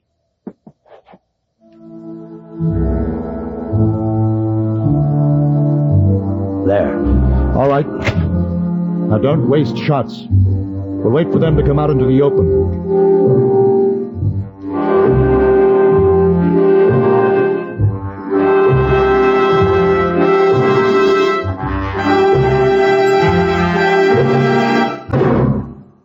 In a moment, we return to Frontier Gentlemen. Do you have questions on satellites, Davis Cup teams, a new medical technique? Answer, please, with Walter Cronkite as your answer. Hear him every weekday evening on most of these stations, and send your questions to Answer, Please, CBS Radio, New York 22, New York. That's Answer, Please, CBS Radio, New York 22, New York. And now we return you to Anthony Ellis' production of Frontier Gentlemen.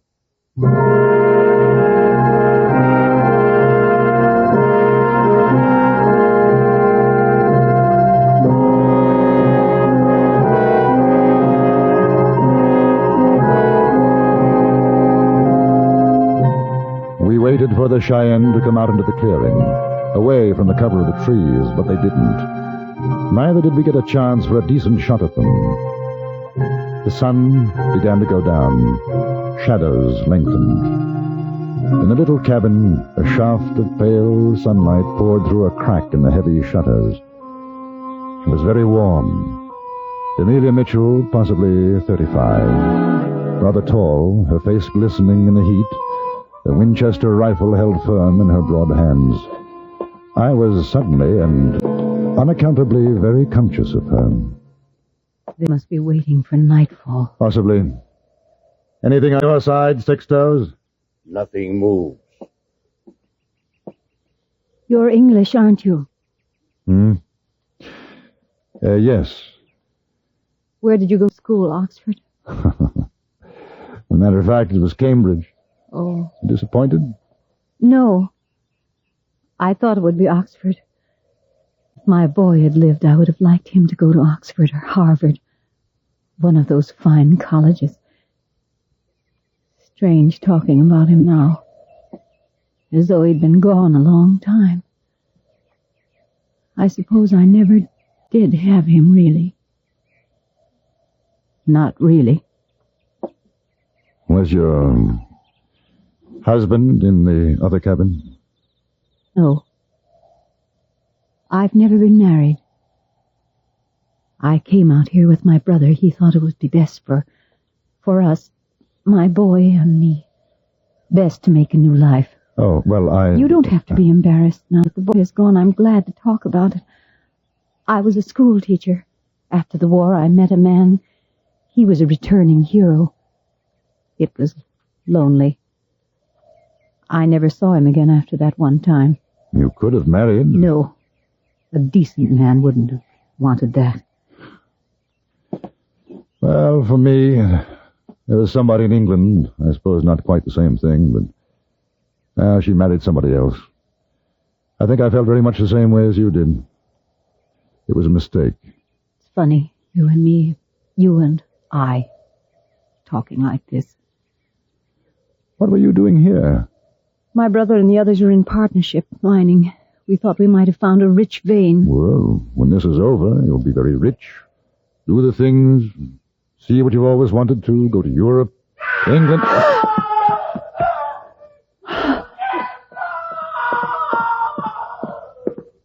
Is Lieutenant Snow. They are... I know. There's nothing we can do. Better go back to your post. Soon dark comes, tall man. Maybe then they attack. Is not good thing to hear. That's a pretty good reason why they're doing it. You afraid? I am a crow. I'm not afraid of noise. I know what Cheyennes do.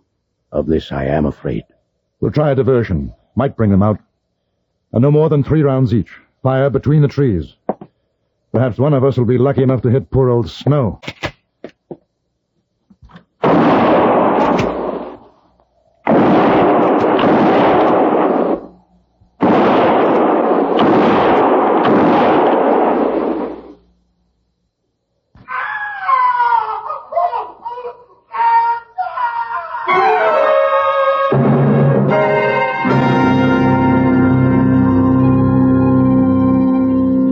It was no good.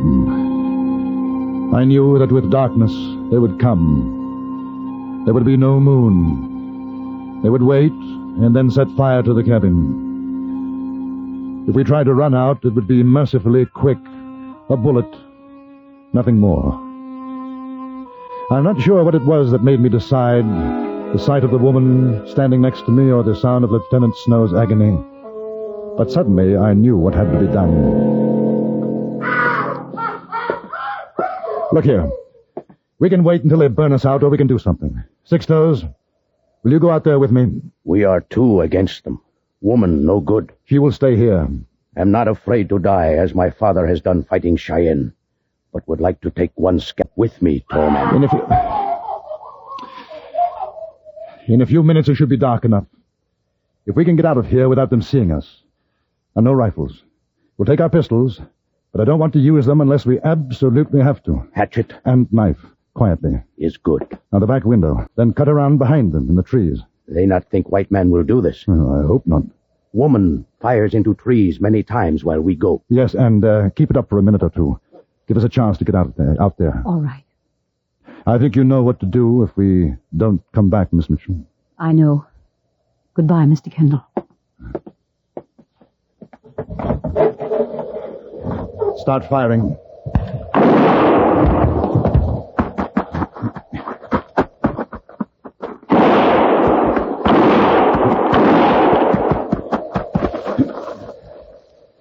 Wait. The poor Walla. Quietly now, Six Toes. You make good Indian. Won't be long now, Snow. Won't be long. I can see 2 of them. Standing over the lieutenant. Another. Over there. Behind high bush. Yes, that's 3. Where's the other 2? All right, stay here. I'll get the chappie at the bush. You bring back scalp. And the civilized devil, of course not.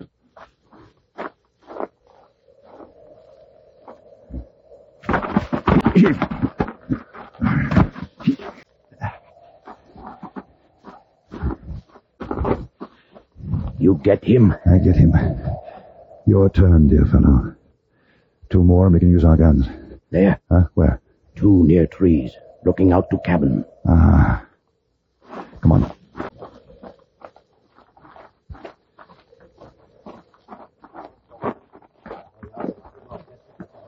We'll never get across the clearing without them seeing us. Can you throw the hatchet? Very good at throwing. You watch. Together. 1, 2, 3. Oh, blast fine bloody aim you've got. Quick. Barely see them now. Shoot, and for Lord's sake, don't miss. Shoot!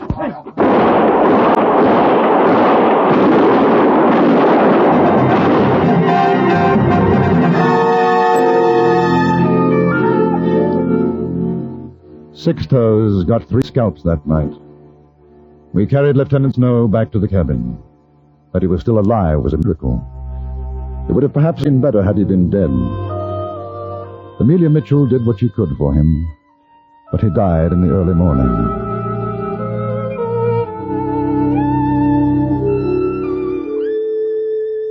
When we returned to the Rosebud the next day, the Battle of Little Bighorn was over. As Lieutenant Snow had predicted, it had been a massacre. Custer's troops had been wiped out. Those other wounded under Major Reno's command were being carried aboard the riverboat, the Far West. I stood with Miss Mitchell and Captain Thomas, watching the wounded being carried aboard.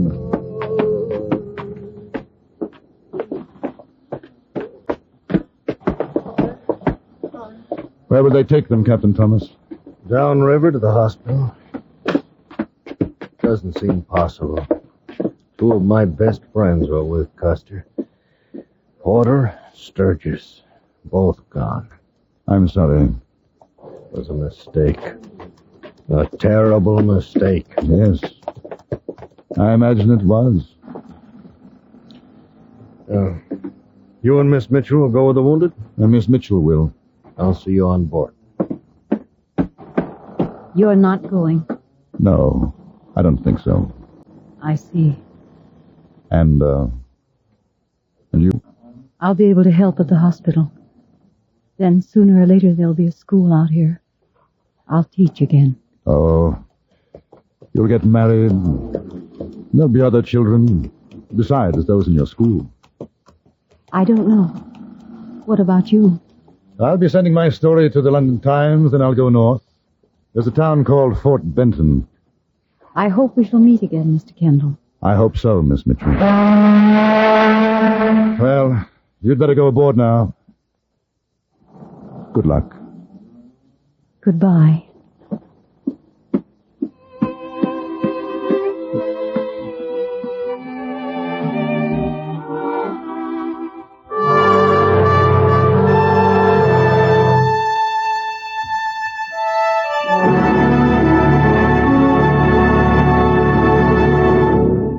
Frontier Gentleman was written, produced, and directed by Anthony Ellis and stars John Dehner as J.B. Kendall. Featured in the cast were Jeanette Nolan, Clark Gordon, Lawrence Dobkin, and Jack Moyles. Music was composed and conducted by Wilbur Hatch.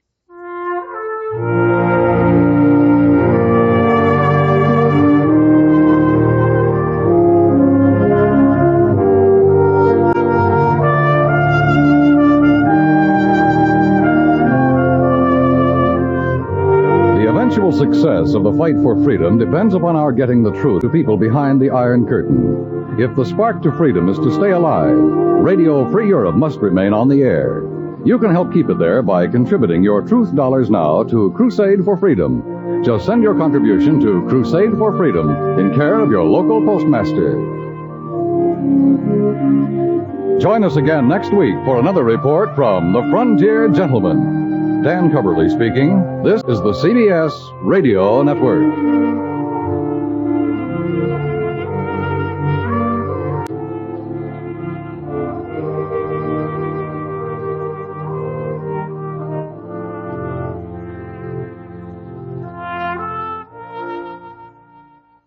There's a fever in the mining country of Montana Territory. It's known as gold colic.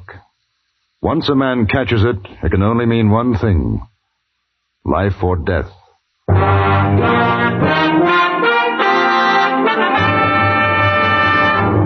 Frontier Gentleman.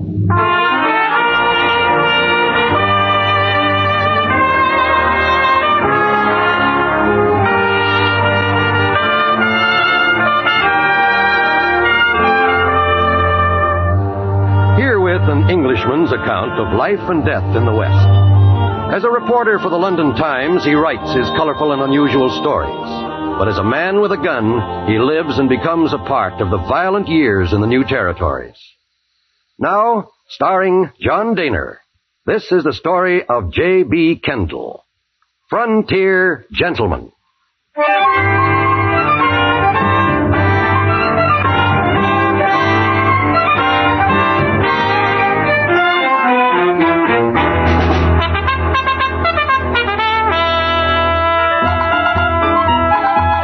Fort Benton on the Missouri in Montana Territory is what you might call a clearinghouse for supplies. They are shipped by riverboat up the Missouri: food, clothing, guns, ammunition, whiskey, tobacco, and from Fort Benton on to the west and north by pack train and wagon. The post is also the point of debarkation for the tenderfoot, the inexperienced miner seeking the fabulous gold fields of the territories. It seemed a worthwhile spot to find a story for the London Times, and so on my arrival, I went to the office of the local newspaper, the Fort Benton Dispatch. The editor was an affable chap by the name of John Warren. He took me into his tiny office. London Times, eh? Sit down, Mr. Kendall. Thank you. Well, this must seem kind of like a tin horn paper to you. Not at all, Mr. Warren. As a matter of fact, I rather envy you. My work depends entirely upon whether the editor likes my story or not. If he doesn't, I don't get paid. If he does, well, I'm in luck. Mm-hmm. Well, let's hope I can put you onto something good. That's very kind of you. Of course, the best thing you could do is to talk to some of the old-timers around. They've got 100 stories. Well, first I wondered, has there been much gold found in this vicinity? Around Benton? No, most of it's north and southwest of here. Big strikes over to Virginia City and Bannock. Mind you, there's talk, you hear it around once in a while, of gold in these parts. But I never heard of anyone striking it rich. Most of the boys just pick up supplies here and try to get a grub stake to head on out to the mountains. I see. Didn't you ever try prospecting? Nope. Found a good wife, a pleasant way to live. I make out and I'm happy. Too many hill rats wasting their... Hill rats? Prospectors. Too many of them wasting their lives for that one big chance. I guess I'm not that much of a gambler. Where would I be likely to find a chap like that, a hill rat? Oh, Benton's full of them. If you want a real old-timer, go down and see Shorthorn Tom. Shorthorn Tom? Yeah. Nobody knows his real name, and he's probably forgotten it himself. You'll find him down at the shacks end of the street here. Turn left. His place is the first one on the left. Good, I'll call on him. And look, don't let him talk you into grub staking him. He's got a lot of crazy ideas about finding a lost mine. He's been at it for 6 years, they say. Well, I'll be careful. Say, Mr. Kendall, why don't you join me and the missus for dinner tonight? You'd sure be welcome. Well, that's very kind of you, Mr. Warren. Well, it's not every day we get to meet a traveled man like yourself. I'll see you later, Mr. Kendall.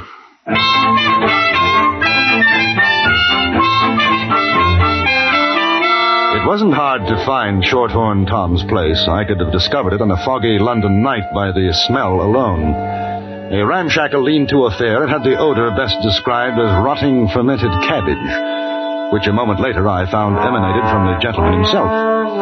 The old prospector was the most unwashed individual I've ever come across in my life. Bleary-eyed, he greeted me at the sacking that passed for a door. Shorthorn Tom? I wonder if I could have a few words with you. What's the matter, boy? You got the heaves? No, I don't believe so. Sound like it. You want words? Come on in. Got me a mess of poop stewing. Light and rest your saddle, mister.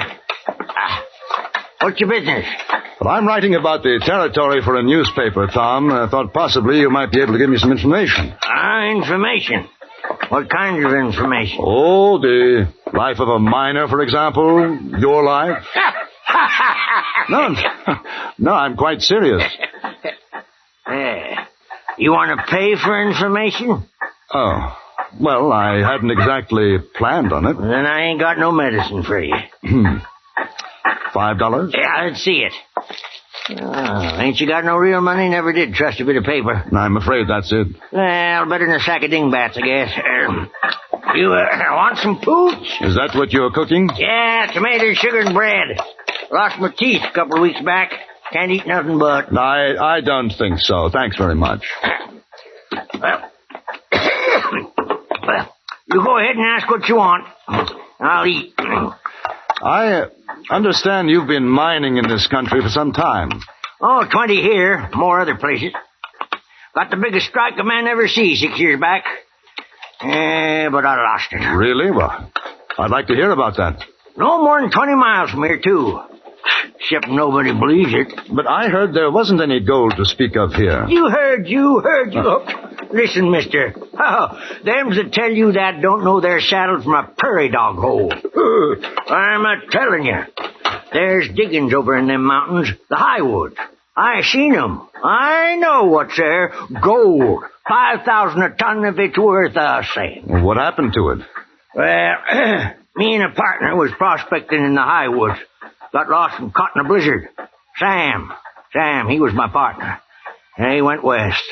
Wind blew 'em clean off the trail, about 1,000 feet down. Well, I found a cave, see? I figured to stay put till the weather broke. And that's where I found it. In the cave? Right in the cave. Indian or Spanish diggings, I figure. Nuggets as big as your saddle. Well, go on. Well, that's all. I brought the nuggets back. Had me some fun. Then went back to work the mine. And I couldn't find it. It's unbelievable. Sure, that's what they all say. Shorthorn Tom, biggest liar in Montana Territory. Ain't nobody gonna give old Tom a grub stake to make 'em all look sick as a mule. But they must have known about the nuggets you found. Mister, a fellow who's in it rich is like to give away more than I took out of that cave. Oh, that's how they figure I got the gold. Or it was give to me. It's quite a story. Yes, ain't it? Now I'm between a rock and a hard place. Doing a job here and around to scrape up $1 for grub.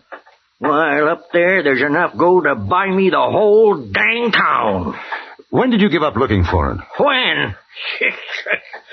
Mister, when you got gold colic like I got it, you just never give up. You sure you want to have some of this pooch? Mighty tasty. No, thank you. Yes, sir. 8 times I've been back looking till I run out of grub. But one of these days... Hey, you wouldn't be interested in going partners, would you? Oh, I don't think so. It's very kind of you to offer. Yeah, wait a minute. Let me show you something. You know what gold looks like? I've seen it. Yeah. Good Lord. That must be worth... 200, 250. Well, but couldn't you use this to buy what you need for another try? Could, but won't. If I spent this and didn't find the mine, there'd be nothing left to prove what I know. Well, it wouldn't cost more than $100. Man could take 1 mule for packing. Pretty good outfit. Oh, I ain't saying the best, but it'd do. Only on 20 miles from here. Well, how about $50? No, 100. And you know what? I got a feeling. If a man wanted to put up $100, this could be the lucky time. Oh, I've been feeling it for a week. The weather's good. This trip out, I'd find it. Well, Tom, I have an idea. For nothing else but the experience, it'd be worth it. All right. Here. 50, 70, 90, 100. If we don't find it, I'll be in your shoes. Flat. Busted. Oh, mister. Hey, what's your name? Kendall. Well, Kendall, you got yourself a partner. Yes, sir, I'll take this here money and get us fixed up. We can leave right away. Bed out tonight. Where are you staying? No, I've got a room at the American Hotel. Meet you there in 2 hours. Oh, Tom, there's nothing personal, you understand, but I think a little security is indicated in case of accidents. Oh, you figuring me to deal from the bottom? All right, I'll tell you what. Now, I'll give you the nugget, see? You trust me with your 100, I trust you with my nugget. And if I don't show up in 2 hours ready to travel, you made yourself a profit. Fair enough. Mister, you may not know it, but you're going to be one of the richest men in Montana. Or the poorest. I'll meet you at the hotel.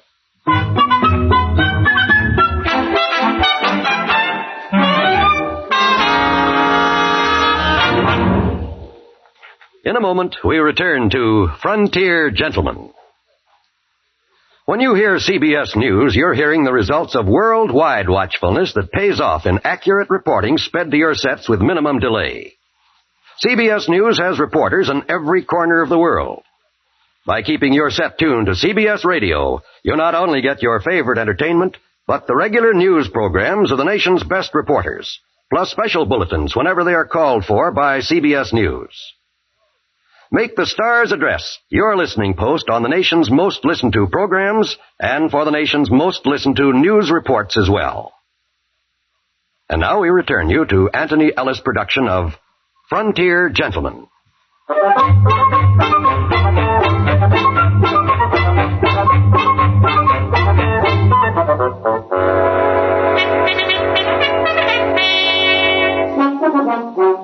I had left Shorthorn Tom at a general store to buy supplies. Precisely 2 hours later, the old prospector was outside my hotel, leading a scrawny-looking burro, which looked as though it would momentarily collapse under the weight of its pack. It seemed that we were ready, except for one thing. Shorthorn Tom was blind, roaring, drunk. Here they are, fighters! I'm all set and raring to go. I had me a little scamper juice to kind of start things off right. Here's your nugget, Tom. Oh, you're an honest man, Kendall. Come on, let's get going. Well, if it ain't my old pal, Shorthorn Tom. Oh, Kendall, you see this suck-egg dog? Calls himself Willie Sanders. Worst no good son of a gun claim jumper this or any other side of the Rockies. So you got yourself a grub steak, Tom. This fellow you're playing for sucker? Sucker? You see this nugget, you river sniper? We're gonna get more like it. You've been laughing at me and my gold in the Highwood Mountains, huh? Well, we'll see who's the sucker. No good varmint, I got a good mind. Tom! Ain't no good trying to rouse him, mister. He does it every time. I bet he poured a whole bottle of whiskey in him. Gets stiffer than a board. He'll be like that for hours. Give me a hand with him, will you? I'll take him up to my room. They won't let that old buzzard in the hotel. I think they will. Come on. I had the boy take the burro to the stable. Then together, Saunders and I carried old Tom into the hotel, up to my room, and put him down on the bed. He was snoring quite peacefully. My companion, Saunders, was not of the nicest type. Thick black brows growing in an almost straight line across his eyes, and a cast in one eye which gave him an even more villainous appearance. As I put Tom's nugget in my pocket, I saw him give it a sidelong glance. You believe that story of his? I have no doubt of it at all. Nobody else in Benton does. Well, that may well be their misfortune. Did he tell you where the mine is? He gave me a rough idea. Now, thanks very much for your help. You grub-staked him, huh? I grub-staked him. Good afternoon, Mr. Sanders. You really think there's a mine? My dear fellow, I can't see what earthly concern it is of yours, but yes, I think there is a mine. How about taking a couple more partners on, me and a pal of mine? Not interested, thank you. He find that nugget up there? You heard him. Goodbye, Mr. Saunders.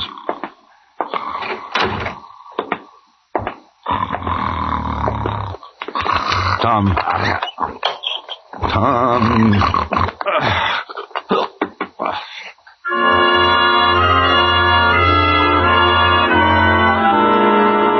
2 hours later, he was still asleep. I locked him in the room and went downstairs for dinner.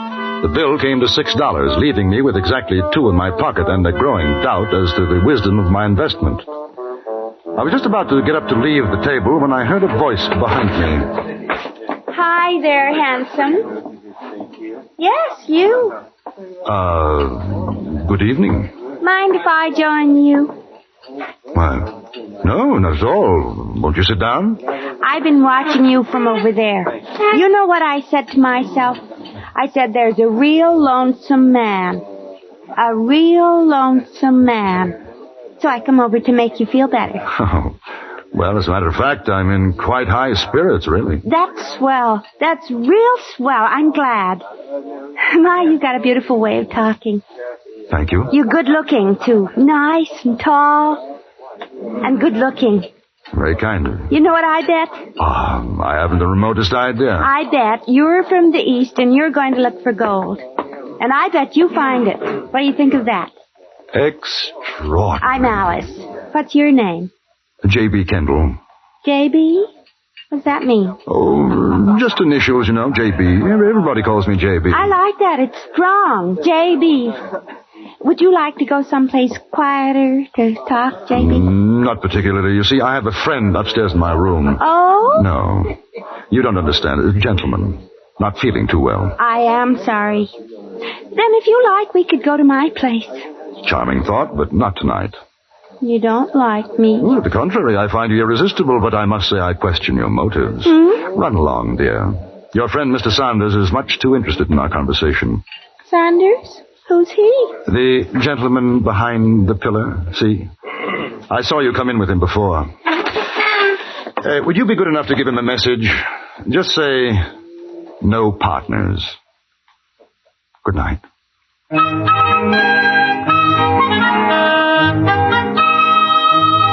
Shorthorn Tom didn't awaken until the next morning, and I marveled at his recuperative powers. He showed not the slightest effects of the night before. We collected our burro and left Fort Benton at sunrise and started south toward the Highwood Mountains.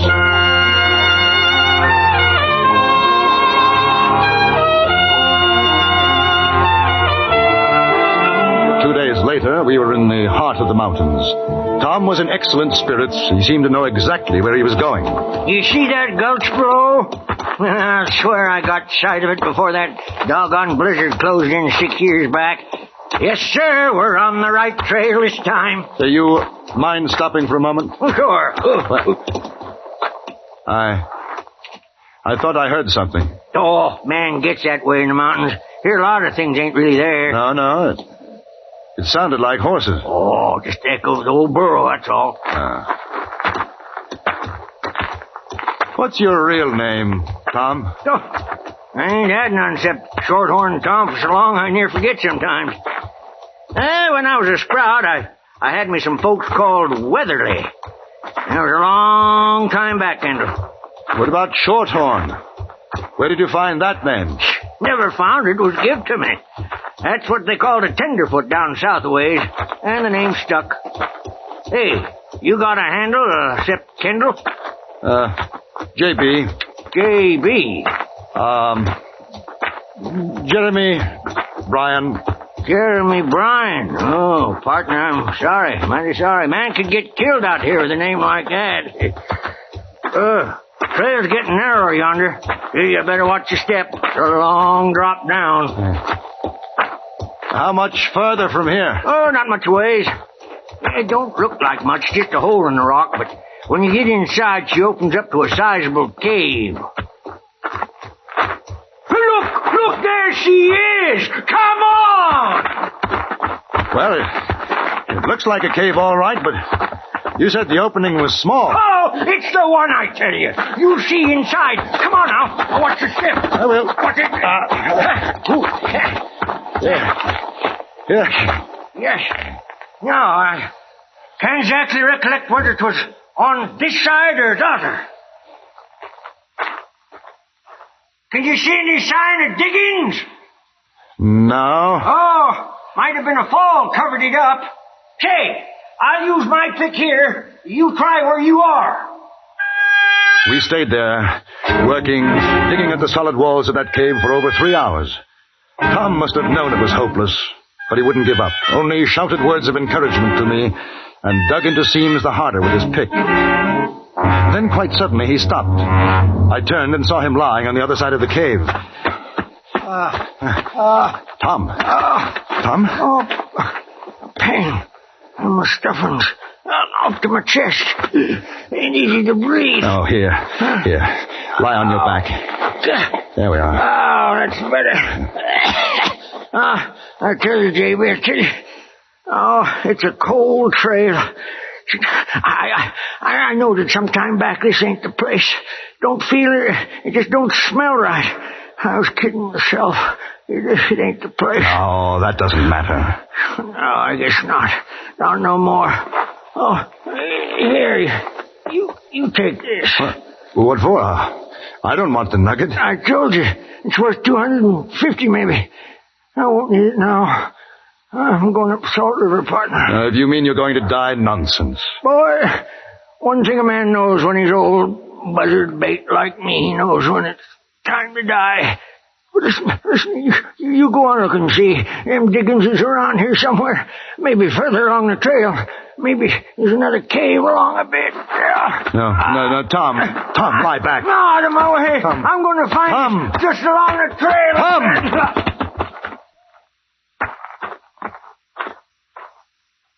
That old Tom, he sure had the gold colic bad, didn't he? He dead, Sanders? Sure he's dead. Don't you figure, mister? Yes. Me and my partner here, we come up to see how you was doing.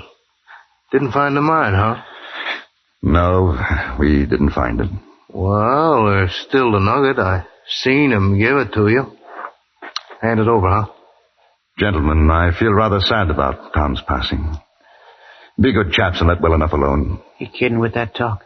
Oh, he's a dude. He can't help the way he talks. You give us the nugget, huh?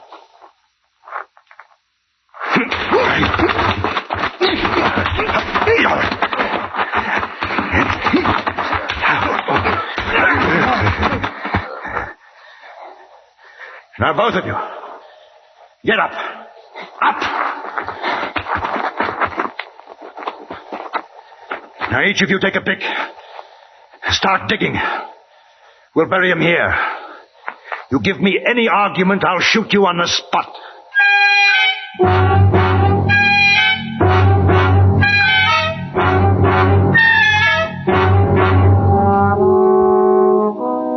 After Shorthorn Tom was buried, I took the horses belonging to Sanders and his friend and started back to Fort Benton. I had the idea the walk would do them good.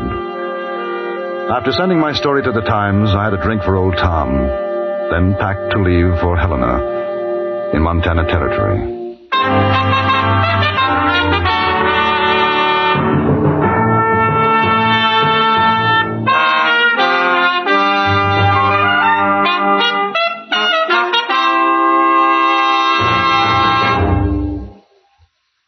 Frontier Gentleman was written, produced, and directed by Anthony Ellis, and stars John Dehner as J.B. Kendall.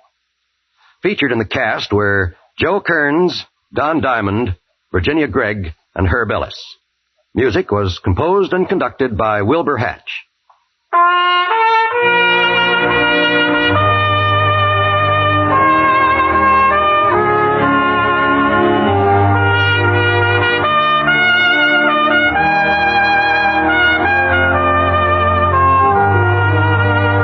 Stay tuned for the Ford Road Show, which follows immediately over most of these same stations. Join us again next week for another report from the Frontier Gentleman. John Wall speaking. This is the CBS Radio Network.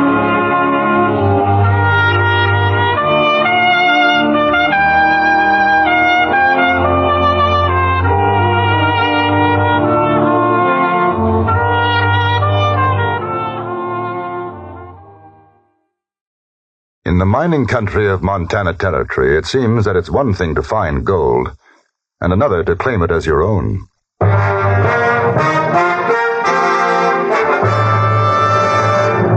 Frontier Gentleman.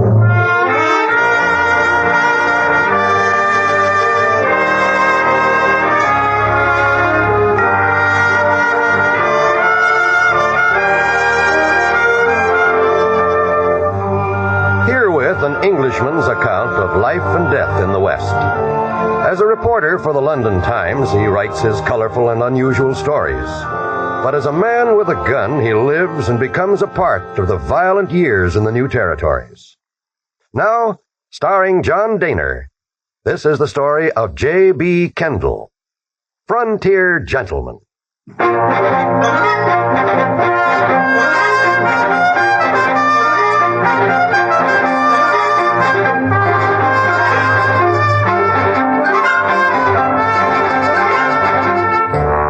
Traveling along the Mullen Wagon Road in Montana Territory, and I was looking forward to reaching Helena before dark when my horse began to go lame.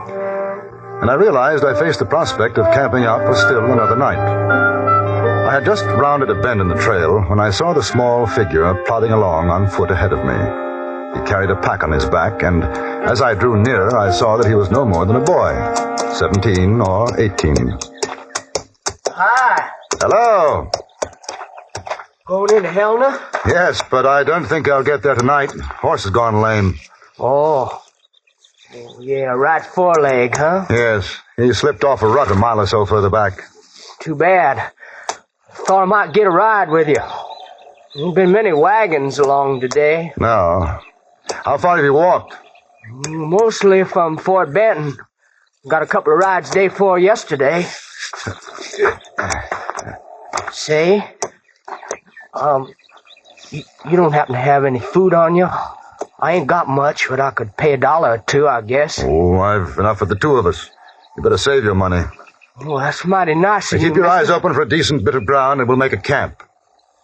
About half a mile beyond, we found a somewhat sheltered spot a little way off the trail. The youngster, his name was Bill Richmond, gathered wood, and I prepared the food. It was almost dark by the time we had finished. Well, that was as fine a meal as I've ever eaten, Mr. Kendall. And I'm glad you enjoyed it, Bill. Did you smoke? No, sir. I haven't found a taste for it yet. Well, you've got time. Take my advice. When you do, use a pipe. Yes, sir. Where'd you come from? Kentucky. A long way. Yeah, I run away from home. It wasn't much of a place. I figured I was old enough. And you came out here for gold? That's right. Hey, you make any strikes, Mr. Kendall? No. I'm not a prospector. How did you get to Fort Benton, Bill? I worked my way up one of them riverboats. I sure learned plenty about gold mining from some of them fellas. You know what it says there's places in this country where you can pick the gold right off the ground. I imagine the trick is to find those places. Oh, I will. Of course, I don't mind digging some if I have to. I wish you luck. Hello. Sounds as though we have visitors. How are you? Me and my pals saw the light of your fire off of the trail. You mind company? No, not at all.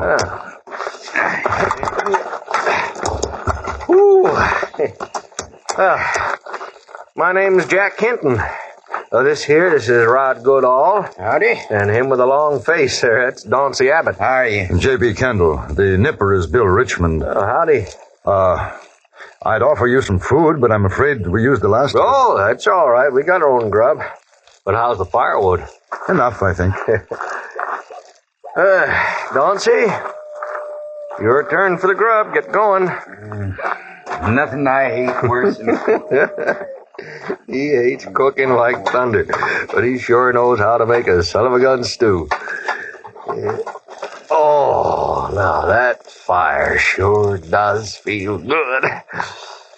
You and the kid have any luck?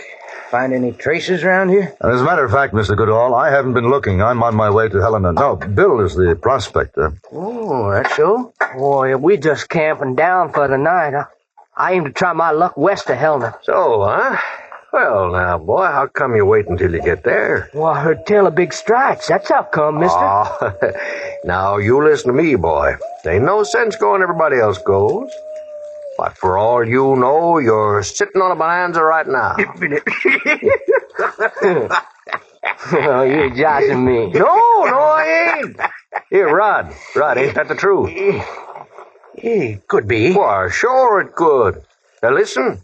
I heard stranger hat. Oh, they're pulling your leg, Bill. No, sir, no such of a thing, mister. Now, listen here. Me and the boys, we was working Deer Lodge country a year. Dauncey, you remember? I remember. Why, sure. Now, a couple of fellers right in the next camp to us. They got into a shoot-up. Next thing you know, one of them bites the dust. Other fella, he starts out to bury the poor son of a gun. He digs a grave right there in the camp, and what do you think? Yeah? Pay dirt. Lousy with gold. Oh. Mr. Hinton, you'd take first prize with that one. In a minute, you'd have me believing you. Oh, but that's the truth, though. Oh, I've seen stranger things than that. And that's a fact. It was a pleasant way to pass the night. The three prospectors, hard-bitten, rough men, spinning one tale after another. They'd never find a better audience than Bill Richmond, and they knew it. I could see him absorbing every word. And it wasn't until the fire was getting low that we finally turned in.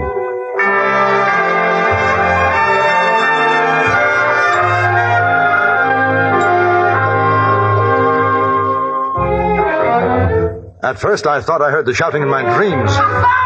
And then, I knew that I was awake, and it was beginning to grow light in the east. I struck it, Mr. Kendall! Look here! I'm rich! I'm I made it! What are you talking about, Bill? Just like they said here. I found it. Found what? The gold. Gold, boy, what's gold? What? Look, Mr. Hinton. Mr. Hinton, sir, look here, gold.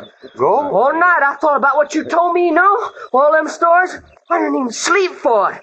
And this morning here, I got up and I walked up the gulch, and I found this. Now, let me see that. Iron pyrites, I'll bet you. May I see? Ain't it gold, Mr. Kendall? It is. The fellas on the boat, they told me what to look for. Iron pyrites, I tell you. Chauncey, fetch me the hammer. I got more in my pockets. Look at this Boy, one. will you shut your mouth a minute? Where'd you find it?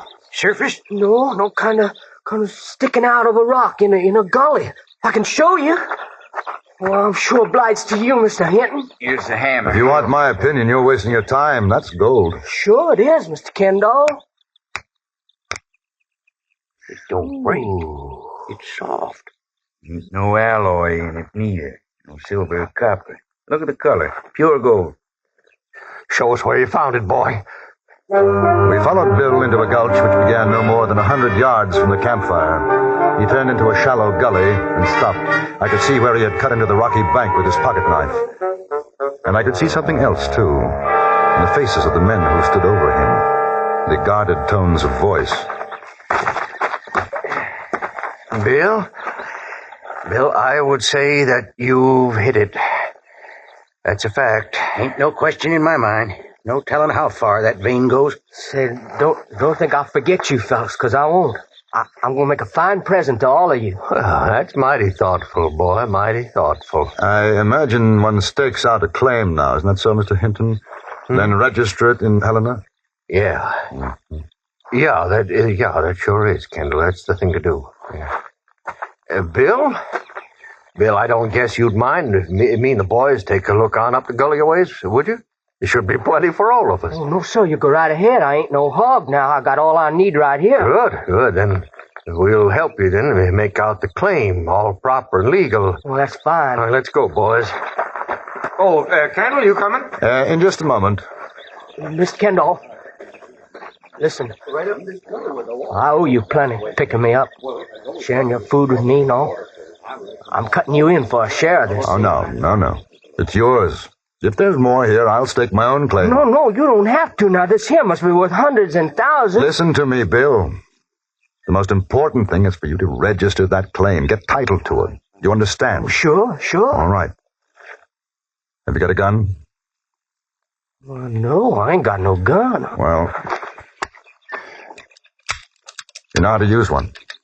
Well, I guess so. I'd take it, just in case of accidents. I'm going with the others now. If any more strangers come, don't tell them what you found.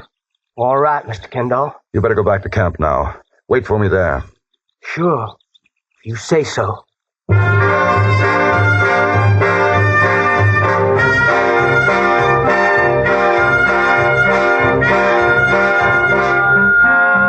I stayed with the three prospectors almost the whole day. We found traces all right, low-grade ore, but nothing really worth working. It was late afternoon when we retraced our steps to the camp. On the way, we passed through the gully and the site of Bill's claim. The sun had already fallen behind the mountains to the west, and there was a chill in the air. Can't just figure it.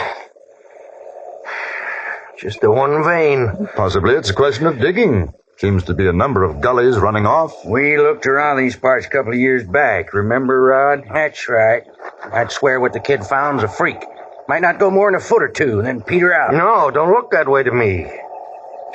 I'd say she'd show better than, $2,000 a ton. Lucky boy. Yeah, ain't he, though? Say, Kendall, you and the boy, you partners or something? Oh, no. I met him yesterday for the first time. Oh? A man can search a lifetime, not find anything like that. Yeah. Kind of crazy, ain't it?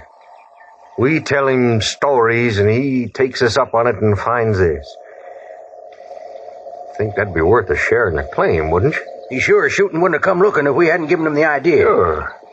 What do you think, Kendall? Well, I think, gentlemen, that this is Bill Richmond's claim, and we better get it staked out for him before dark. The way you see it, huh? Exactly that way.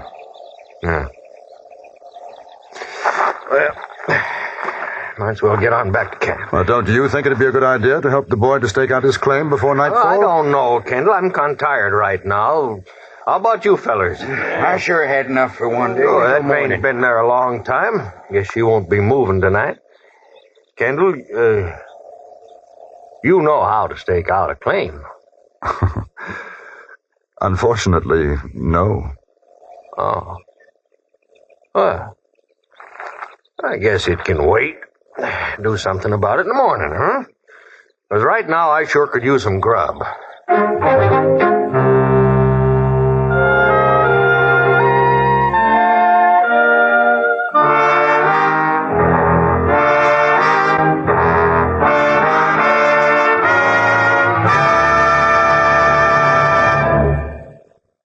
In a moment, we return to Frontier Gentlemen. A suspense story starring Agnes Moorehead and the latest action-packed adventure with insurance investigator Johnny Dollar are two of the exciting dramas waiting for you on CBS Radio today. If you like your listening on the thrilling side, don't miss Agnes Moorehead on Suspense. And don't miss Johnny Dollar's tense tangle with a spy ring on most of these same stations today. And now we return you to Anthony Ellis' production of Frontier Gentlemen.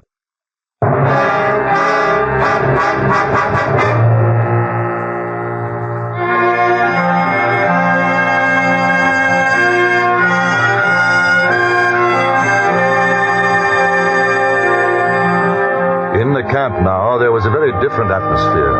Sullen, I think is the best word for it. A subtle hostility had settled like a gray mist. I saw the men huddled together as Bill and I prepared the campfire, and I had a pretty good idea of what they were talking about. Oh, she's going fine now, Mr. Kendall. Listen to me, Bill. I think we may be in for a bit of trouble, and no matter what happens, keep your head. How come? No time to explain now, you'll see. Just don't lose your temper.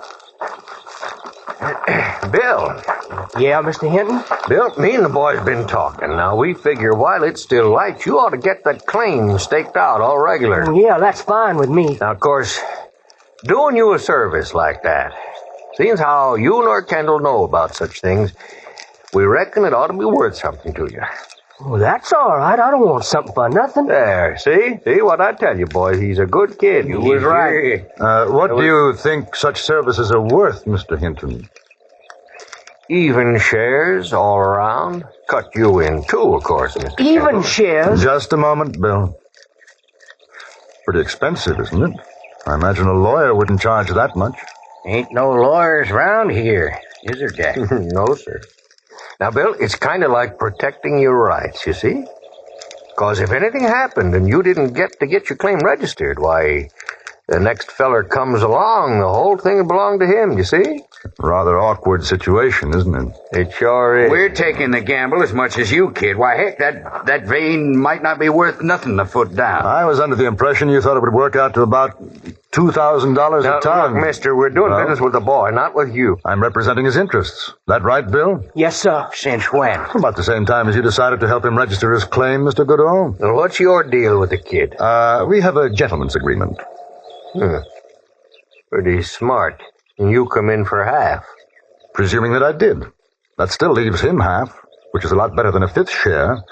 As it happens, I have no intentions of doing so. You believe this dude, kid? Yeah, I believe him. We ain't getting nowheres.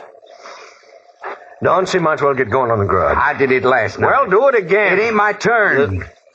Come over here. You too, Rob. Have you got the gun on your, Bill? Yeah, stuck in my belt here. Now keep your jacket buttoned. Don't let them see it. You figure they're going to take my gold away from me, Mr. Kendall? I think they'll make a good try. Well, I ain't going to let them. Keep your voice down. I'm sorry, sir. That sure gets me mad, though. I heard about claim jumpers, but I never expected to run into them this quick. The price of fame and fortune. Well, they're going to have to kill me to get mine. Well, let's hope it doesn't come to that. The conference is over. All right, me and the boys got an offer to make. Happy to listen to any offer. You and the kid take 50%, we take 50%. I'll make you a counteroffer. You take nothing, I take nothing. Bill takes all. You see, I told you. Now look, mister, you ain't in no position to make an offer.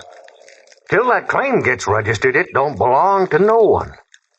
Now, if me and the boys decide to stake it out for ourselves, what are you going to do about it?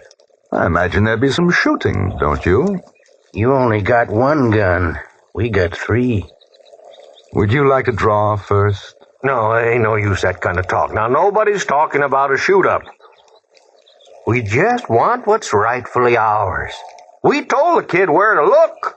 That makes us equal partners. I don't think so. Oh, no, sir. If the kid rides in to get someone out to stake that claim for him, you know we got a right to take over while he's gone. If I let you. It ain't your strike. He'll give me power of attorney in writing. You bet I will. What's he talking about? Are you a lawyer? No. Of course, maybe you'll ride to Helena. Leave him here. Very doubtful. All right, now see how it is then? We got all the grub. You got none. We can just sit it out and wait. By and by, you'll get so hungry you'll sell us the whole thing for some eats. Did you ever stop to consider that the wagon trail is not very far away? All Bill has to do is to wait for someone to come along. I wouldn't be surprised if there were 1 or 2 honest men who would give him a hand staking his claim. I'd be happy to stay here while he's gone. All right, Kendall, all right. All right, you win. I guess we know when we're licked. Huh? Boys, we'll pull out. How come? Shut your mouth, Donsie. Say we'll pull out. Kendall is right. Kid found it. It's his claim. And just to show you, Mr. Kendall, that there's no hard feelings, we'll leave you some of our grub. How's that? Extremely kind. Well, I'll pay for it, Hinton. What do you figure it's worth? No, kid, it's a present to you. To make up for what we tried to do to you. Sort of a conscience salve, huh? Yeah, that's right. Yeah. Well, come on, boys, let's get moving. I didn't have the heart to laugh at Hinton's clumsy attempt to put us off guard. They packed their belongings, and within 10 minutes were riding off down toward the Mullen Road. At the same time, I had no illusions about our somewhat uncomfortable position. You figure they'll come back? I think there's no doubt of it. I'm sure glad I got this here gun, then. I hope you don't have to use it. Y'all want me to get started on the grub? Yes, you might as well.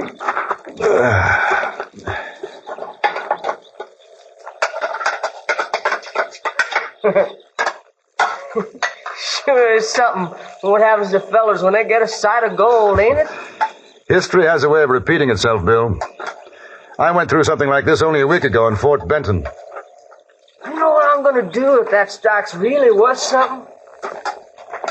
I'm going to sell out.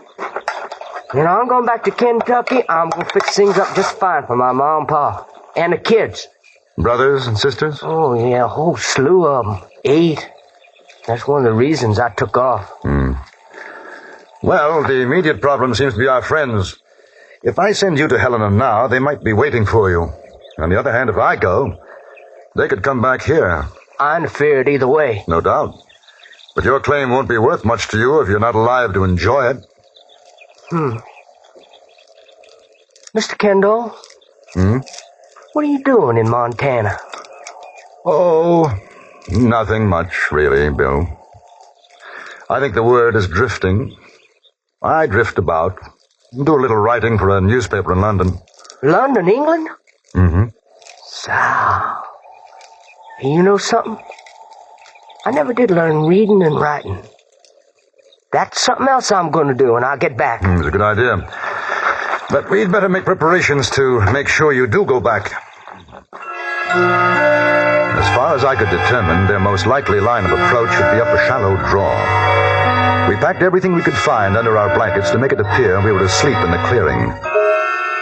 An hour passed. The moon rose. Mr. Kendall. Yes. Yes, I heard it. Take out your gun, but don't shoot unless I tell you to.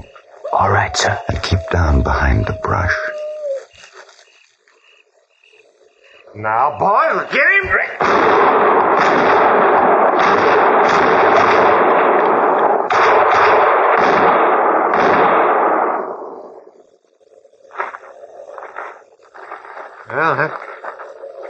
That should ought to have done it, boys. No. Huh? Wait a minute. It ain't them under the blankets. It ain't. Just a lot Drop of your fellas guns, got- gentlemen. Stand just where you are. We was just coming back to see you was all right. Your thoughtfulness shatters me. I told you it wouldn't work. Pick up their guns, Bill. Now, gentlemen, we'll wait until it's light enough. Then you are going to stake out a claim. It'll be in the name of William Richmond. Are there any objections? Good. All right, make yourselves comfortable. And then while we're waiting, perhaps you'd like to tell us some more stories.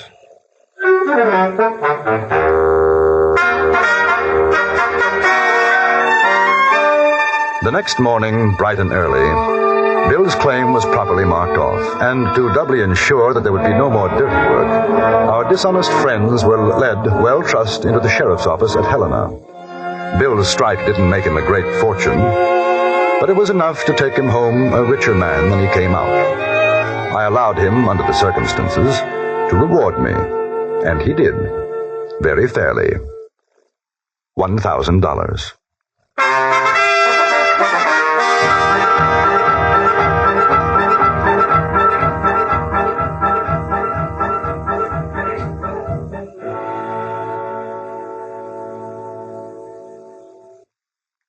Frontier Gentleman was written, produced, and directed by Anthony Ellis and stars John Dehner as J.B. Kendall. Featured in the cast were Eddie Firestone, Larry Dobkin, Jack Moyles, and Vic Perrin. Music was composed and conducted by Wilbur Hatch.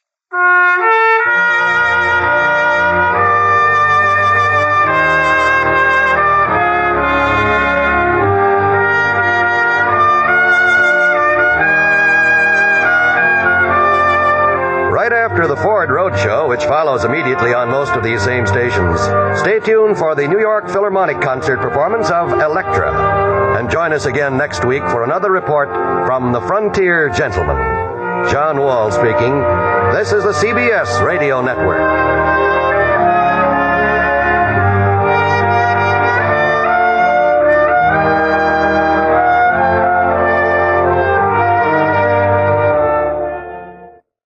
Big Sam Hobday was a very important man in Helena, Montana Territory.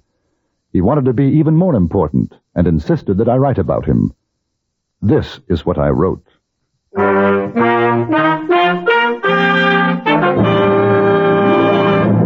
Frontier Gentleman.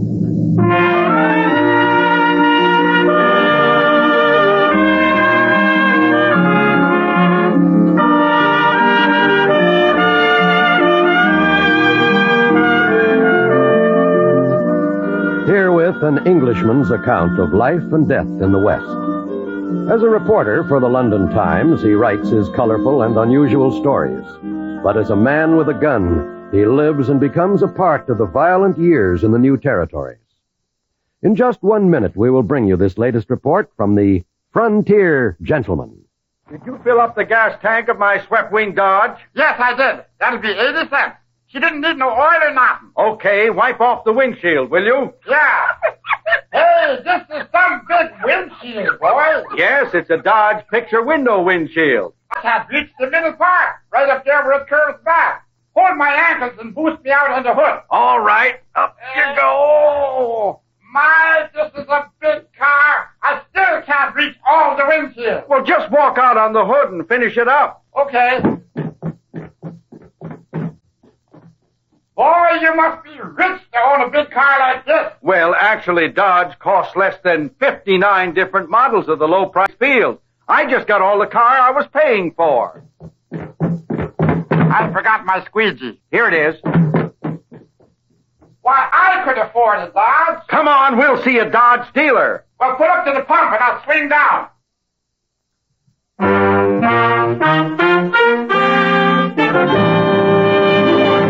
Now, starring John Dehner, this is the story of J.B. Kendall, Frontier Gentleman.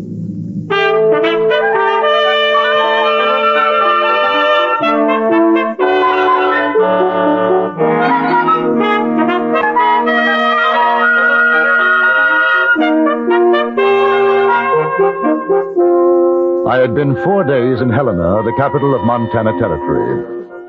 It fascinated me, this lusty city, which owed its very existence to the discovery of gold. It was the evening of that 4th day that I was made aware of the fact that my presence in Helena was a newsworthy event. I was eating my dinner in the Hotel Colorado. Mr. Kendall? Yes? The name's Coleman. Don't think we've met. How do you do? I'm manager of the hotel. Thought maybe you'd like to see this. Rocky Mountain Gazette. Oh? Right there, see? Oh, yeah. Yes, sir. Correspondent for the London Times visits our fair city. That's you. Well, I wouldn't exactly I got the say whole that... story about you and the kid and them claim jumpers who brought in a few days back. It has. You know, we're mighty proud to have a visitor from foreign shores with us, Mr. Kendall. Anything I can do for you, you just sing out. That's very kind of you, Mr. Coleman. Will you be staying a while? Oh, no. No definite plans. I'd like to do 1 or 2 stories from here. Yeah, kind of put Helena on the map if you did. Mm-hmm. You might mention my hotel while you're at it if it's not too much trouble. No trouble at all, Mr. Coleman. That's fine. I'm obliged to you. Much obliged. Now, you be sure... Something wrong? Those fellas just come in. Walking over to the bar. Ed Jeffers and Tucson Willie. Big Sam's boys. Big Sam? You've been here 4 days and you ain't here to Big Sam Hub Day? Should I? He kind of runs things, him and his boys.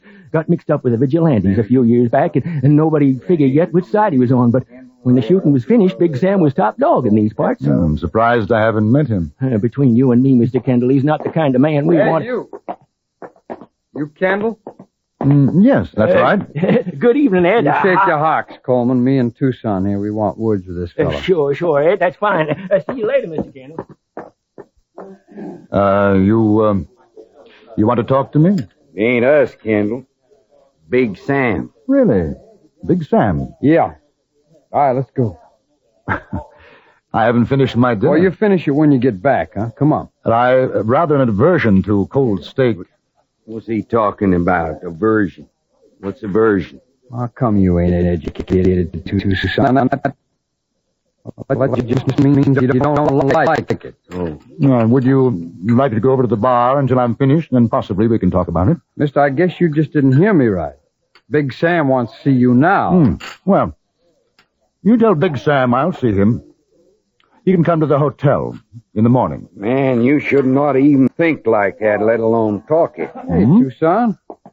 This place is getting real fancy. Look, yeah. They lay a cloth on the table for a man to eat off. Yeah.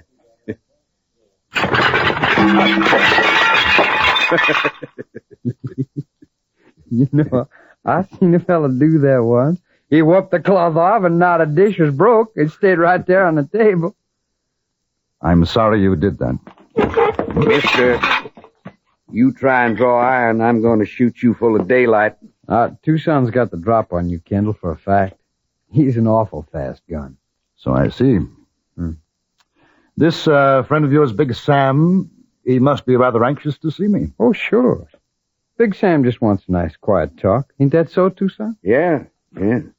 So let's burn the breeze out of here. I was relieved of my gun, and we left the hotel. I noticed that most of the men passing by gave my companions a hurried nod and a wide berth as we made our way down Main Street toward a saloon. It was called a Bonanza, and from the look of the business that was being transacted at both bar and gambling tables, the name was a fitting one. I was taken upstairs and shown into a quite gaudily furnished room. Sitting behind a table was one of the largest men I've ever seen, literally shoveling food into his mouth. Lolling on a couch nearby, a woman of rather extraordinary proportions was sipping champagne. Oh, Kendall, how's your dinner? And I was having it. There was a slight interruption. What's the matter, you Jeffers? Ain't you got no manners? Well, it ain't our fault, Big Sam. He wasn't going to come. That's right. We had to persuade him. All right, go on, get out. Grab a chair, Kendall. All right, Millie, get a plate. Give Mr. Kendall some of them lamb fries. Best doggone lamb fries you ever ate, Kendall. Go ahead, sit down. This here, Millie. Best looking gal this side of Chicago. How do you do? Tell you what I want to see you about, Kendall. I figured you want to write something about me in that London paper of yours. Here's your lamb fries, Mr. Kendall. Yes, thank you. Champagne, Millie. I see the Rocky Mountain Gazette says you're in town, Kendall. That was a fine thing you done for that kid the other day. Fine thing, yeah. No good scissor bill claim jumpers got what they had coming. Should have hung them, though. What'd he do? I ain't read the paper. Shut your mouth, Millie. Where's the champagne? Here's your champagne, Mr. Kendall. Thank you. Now go lie down and don't bother us. So like I say, Kendall, I'm a pretty big man in these parts, and I figure folks read your paper and want to know. Well, is there something particularly interesting about you? I mean, aside from the fact that you own what is obviously a successful business? Hey, mister, it's down on the breeze when I tell it to you. Ain't that so, Mel? Sure. That's right, Mr. Kendall. I got myself one of the biggest strikes in the country. Taking out better than $1 million. How's that? Congratulations. The saloon, that's just a sideline with me. I'm a man that's going a long way, Kendall. You write about me, it'll help. Savvy? In what way? Well, I've been thinking about going in for politics, maybe being governor. Now, a story about me written right, it looked pretty good for folks here and in Washington, reading what you say about me all the way over in England. Well, I'm afraid I couldn't be of much help. Why not? I don't write what people want me to write. I'll pay you $1,000. I don't think so, thank you. Oh, sit down. You ain't even tasted your lamb fries. Some other time. Good night. Hi, Kendall. You going or staying, Big Sam? Staying. Well, now you go on back inside, huh?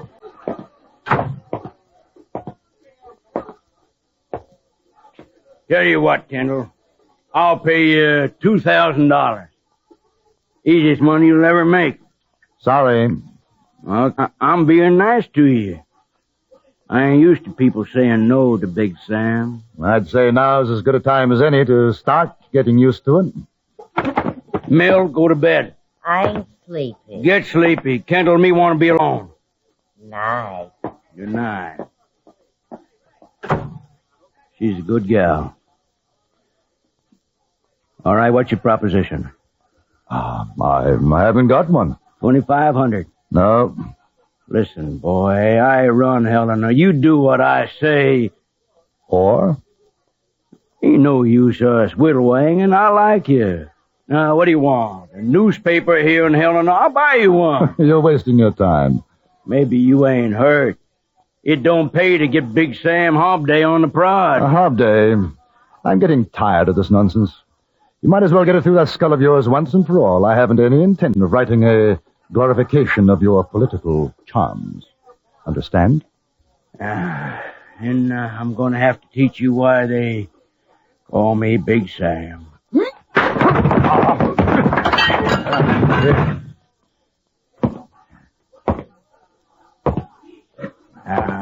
Maybe you understand now, huh? I have an overwhelming desire to see if that stomach of yours is as big a piece of blubber as I think it is.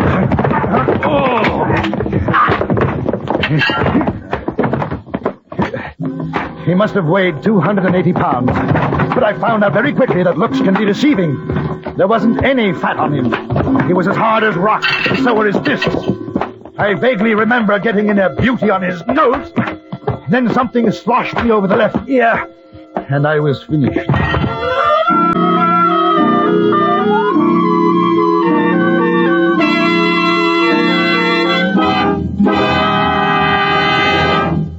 In a moment, we return to Frontier Gentlemen.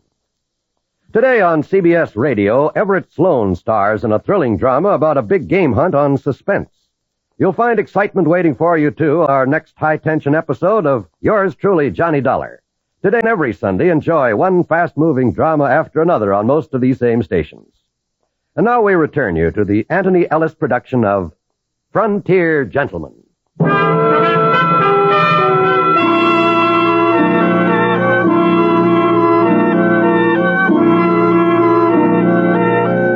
I woke up to find myself lying on a very large bed. The lady named Millie billowed over me, applying a wet cloth to my head.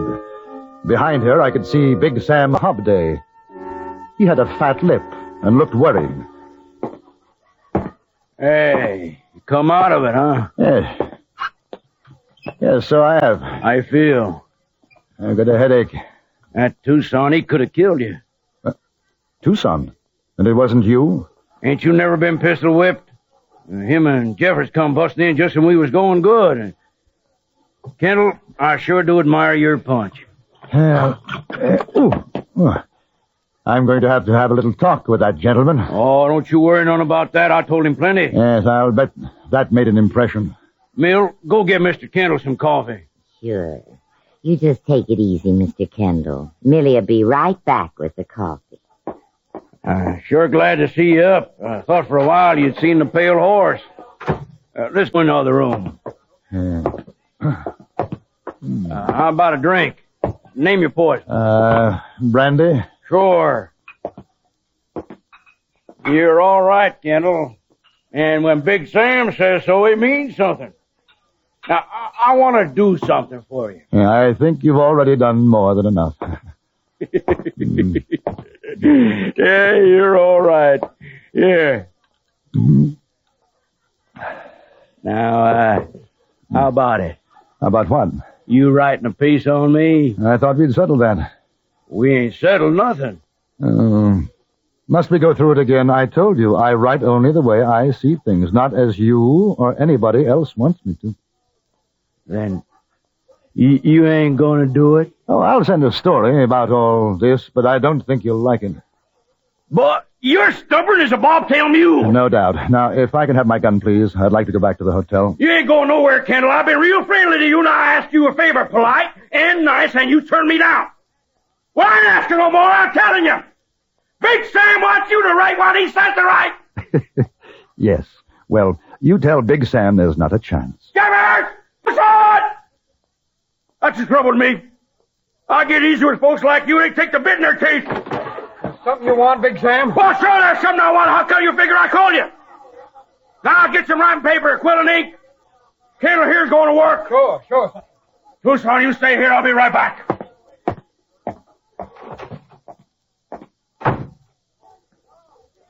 How about you sit down, Kendall? Yeah. That's fine. Don't you do nothing to make me shoot you. Big Sam will be awful mad. Ooh, perish the thought. Here's your coffee, Mr. Kendall. Thank you, Millie. You sure are welcome. Tucson, how come you're holding a gun on Mr. Kendall? I'm watching him for Big Sam. Oh. You know, Mr. Kendall, you shouldn't have wrangled with Big Sam. He's a real loving man when you get to know him, that is. Why don't you do like he says, huh? It'd make him real happy to be a governor. But it would make me very unhappy. Oh. Tucson, put away that gun. Look here now, Kendall. I brung Sheriff Dehner.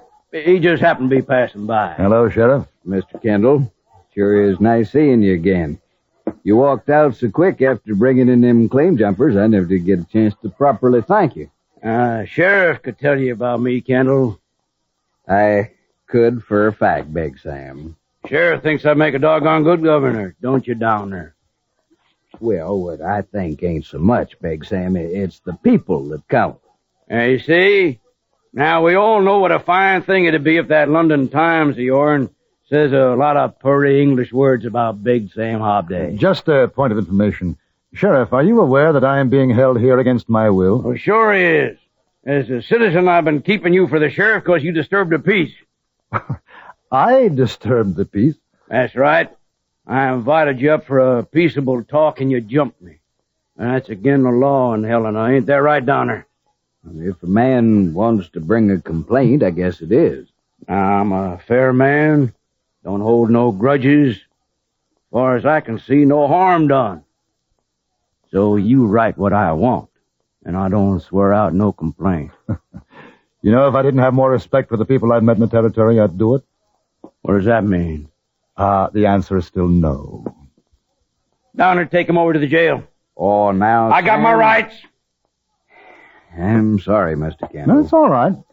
And while we're at it, I want to serve a counter-complaint against Big Sam. Same charge. If I go to jail, he goes too. We'll settle it in court.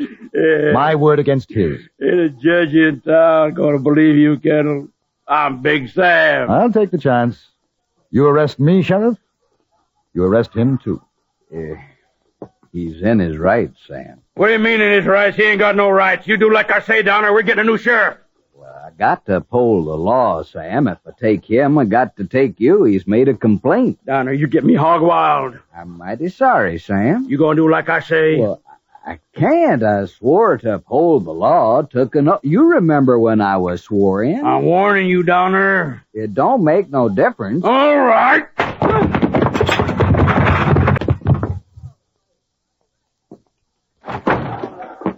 I found paper. Hey, what's the matter with the sheriff? You and Tucson lay him on the bed inside. Mill, go take care of him. Felt like maybe I broke his jaw, poor feller. Now, Kendall, you see how it is around here. Why don't you just fall off and cool your saddle and write your piece?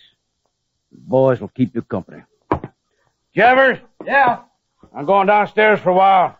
You and Tucson keep an eye on things. Kendall, you have that finished when I get back, you hear?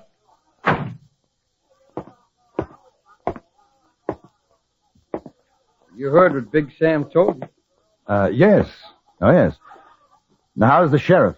He's fine. Didn't break a thing. He'll be coming around. Now, you get going, huh? I'll put the paper and quill there on the table. I may need some help. What kind of help? Oh, things about Big Sam's background, his past. Well, Tucson here can tell you. He's been with him longer than me. Good.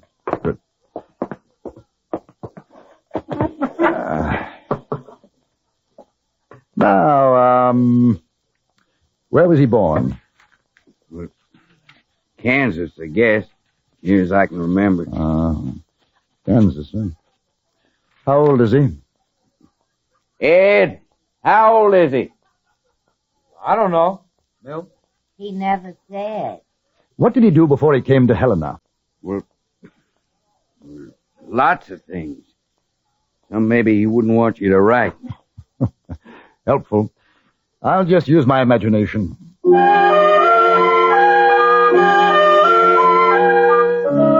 I began to write flowery, revolting nonsense. Tucson came closer, leaning over my shoulder. From time to time, I asked him a question. I knew if I could take him off guard for just a moment, it would give me a chance to get his gun. I had filled almost 2 pages when the time came.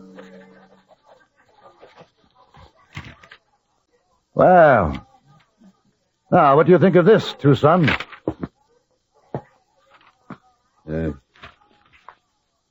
In Montana Territory, the flower of manhood has reached its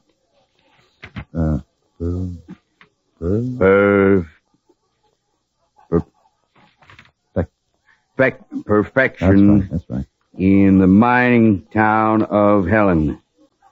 I refer to a stalwart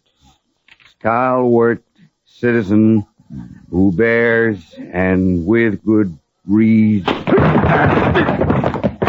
Hey, what's going on? Put your hands high over your head, Jeffers. I'll take your gun if you don't mind. Another patient for you, Florence Nightingale. Pick him up, Jeffers. Take him in there. Kendall, Big Sam ain't gonna like this. I have an idea there'll be quite a few things Big Sam won't like. This is the least of them. Move over, Sheriff, honey. You got company. I'm all right. Let me up. Millie, you souse him with water. Get him awake. I'm arresting him. And you, Jeffers. Big Sam, too. Mr. Kendall, I'll ask you to be a witness at the trial. My pleasure, Sheriff. Hey, now, you can't arrest Big Sam. Listen, boy. Maybe I ain't the best sheriff in the country, but there ain't a man alive gonna bust me in the jaw and get away with it. Oh, he didn't mean nothing, Sheriff. He's just a big, playful puppy. Kendall! Tucson! Give her! Shall we break the news to the playful puppy? Sam, I'm arresting you for doing me a bodily harm. You're fired, Dehner. I'm firing you right now. Roll your blankets and pull freight out of here. We'll let the judge decide that.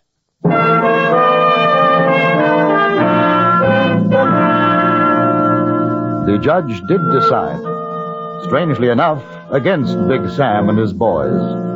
7 days in jail and $200 fine. It was a small thing, but it broke Sam Hobday's hold on Helena.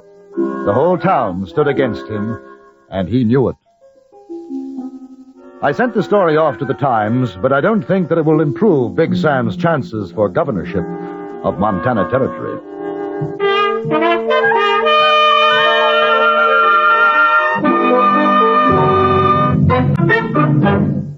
Frontier Gentleman was written, produced, and directed by Anthony Ellis and stars John Dehner as J.B. Kendall. Featured in the cast were Jack Crucian, Stacey Harris, Vic Perrin, Gene Carson, Harry Bartell, and Charles Seal. Music was composed and conducted by Wilbur Hatch.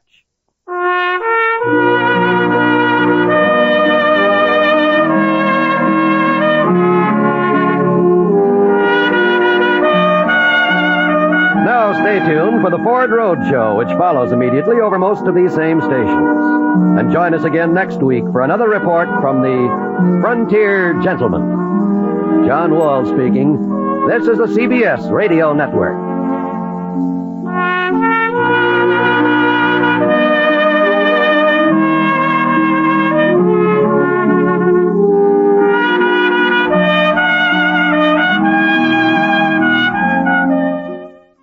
It's amazing what a man will do to himself over a woman, and still more amazing what a woman will do to herself over a man. This story happened in Virginia City, Montana Territory.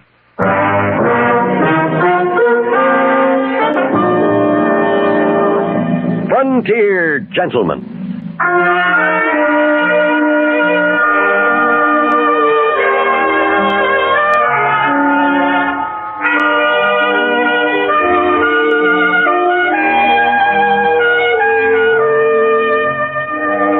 Herewith an Englishman's account of life and death in the West.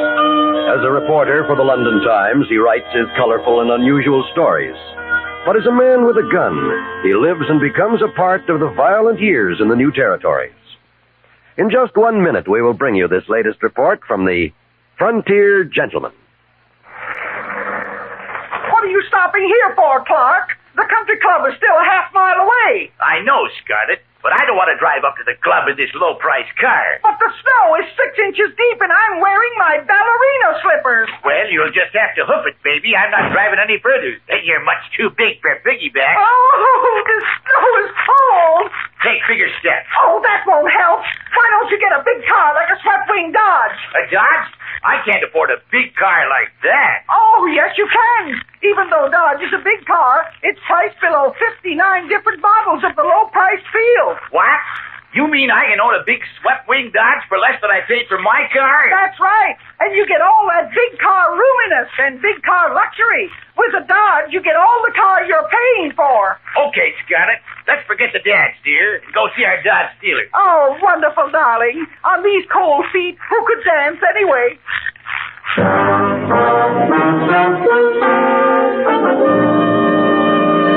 Now, starring John Dehner, this is the story of J.B. Kendall, Frontier Gentleman.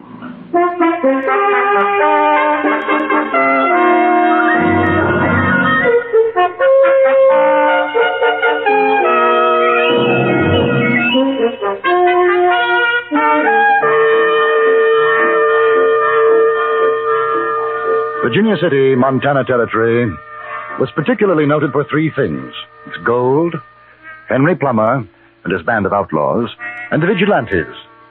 The vigilantes disposed of the Plumbers and were replaced by a more lawful authority, so that by the time I arrived, only the gold remained, and of course those who sought it, the miners. They filled the town day and night, spending their hard or easily won money in saloons, gambling houses, and hurdy-gurdy establishments. I was attracted to one of these on the night of my second day in Virginia City. It was a brilliantly lit saloon called Skinner's. and outside was a large sign proclaiming the appearance of Miss Eulalia Robinson. I went inside.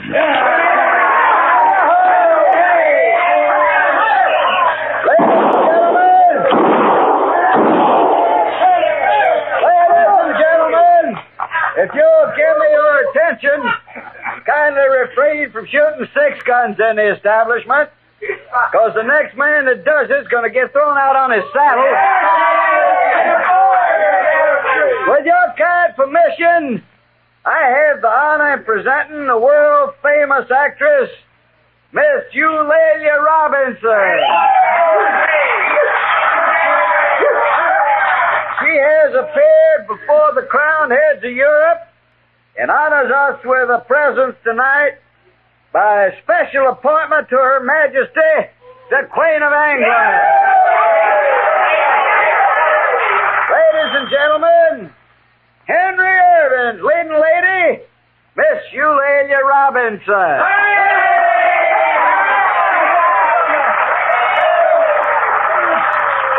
For her first recitation, Miss Robinson will give us a scene from William Shakespeare's play, Romeo and Juliet.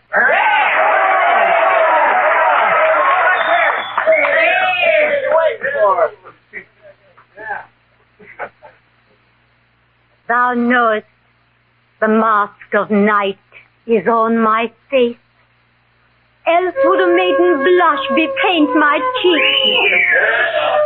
For that which thou hast heard me speak tonight, fain would I dwell on forms, fain deny what I... She was in her late 30s. Not a good actress, not even beautiful. But her manner, the dignity of carriage, created an illusion of beauty which captivated her audience. She remained on the stage for a solid hour, and by the time she was finished, I could see that every man in that saloon was completely taken by her, and more than one imagined himself to be hopelessly in love.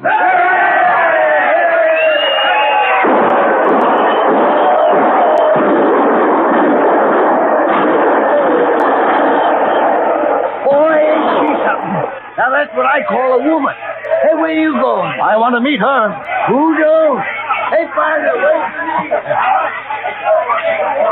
Mr. Skinner? Yeah? My name is Kendall. What? Kendall. Kendall? Yes, that's right. I'd like to meet Miss Robinson. Yeah, you and 100 more. It'll tear the place down. Now, I'm a correspondent for the London Times, newspaper. Newspaper man? Yes.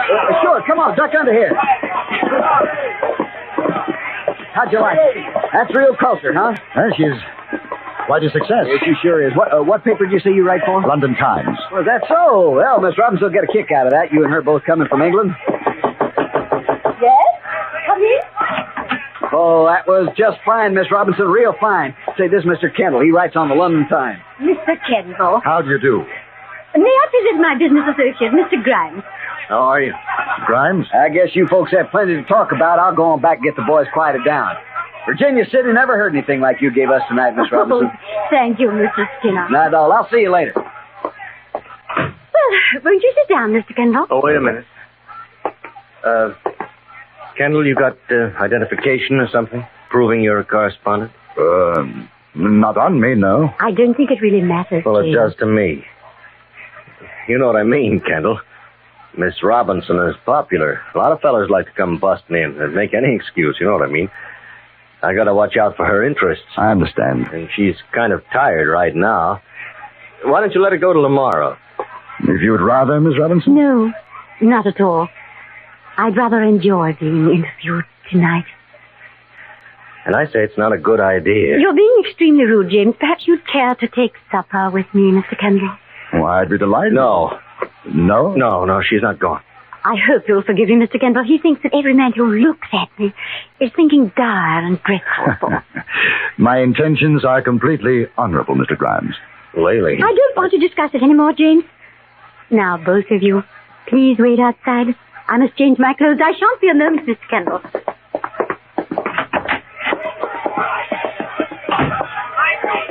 Listen, Kendall. I'm sorry I acted the way I did, but if I don't keep an eye on her, nobody's going to. You know what I mean? I think so. I mean, nothing personal, but As her business manager, I've got to take care of things. Now, she gets awful tired traveling around this way. Best thing for her right now is to go back to the hotel and get some sleep. As a business manager, Mr. Grimes, I should think you'd be happy to have a newspaper interview. Oh, sure I am.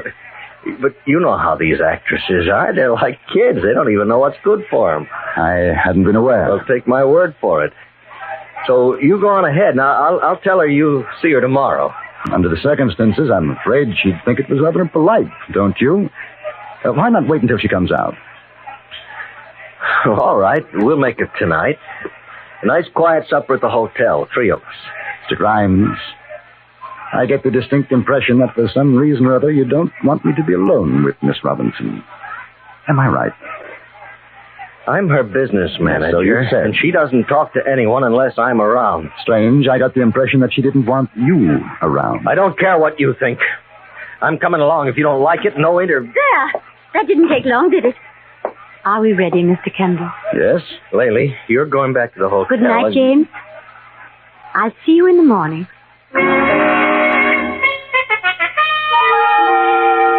We walked down the street to the hotel. She talked about some of her experiences in the territory, rather nervously, I thought, seeming almost deliberately to avoid her background of successes in England. I ordered champagne with dinner, and I could see that rather than making her feel more at ease, the drink only increased her anxiety. I'm afraid that James is right, Mr. Kendall. I must be tired. Champagne makes me feel quite giddy, but I will have just a tiny drop more. Of course. You know, James is very angry with me. I gathered that. He's a jealous man. You wouldn't think so, would you? But he is. I don't think I blame him. He has no reason to be. We're only business associates. It's not as though we were married or anything. James doesn't believe in marriage. He says it deadens one. Do you think so? I don't know. I've never been married. My work hasn't allowed for it. Did you meet Grimes in England? Oh, no. No, that was in Boston. He saw me perform and asked to represent my interests. I see. Oh, he'll be very angry about this. Me being with you tonight. May I ask you something? Please. Why are you afraid of him? Afraid? Oh, afraid of James? How utterly ridiculous. Does it show so very clearly? Yes. May I have some more champagne?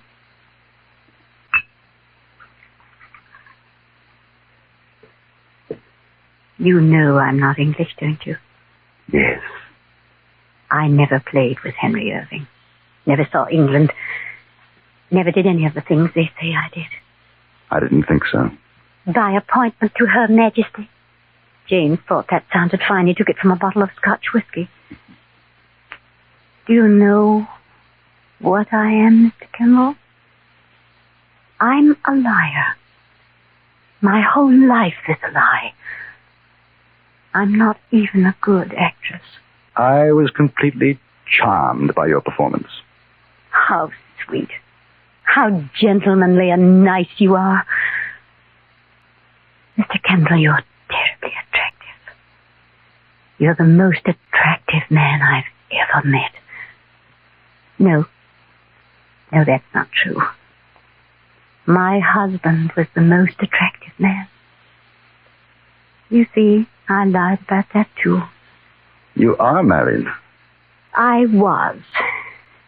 James is always afraid I'll tell someone. Why? Well, the marriage didn't end very nicely. Why do you tell me? Too much champagne. I don't think so. I'm tired then. I wish I could cry. Do you know, Mr. Kendall, I haven't been able to cry for 3 years. And there are so many tears. The shots had come from outside. Just for a moment, I saw a shadowy figure at the broken window, then it was gone in the night. Miss Robinson was lying on the floor. A thin line of blood ran from the corner of her mouth. She was unconscious.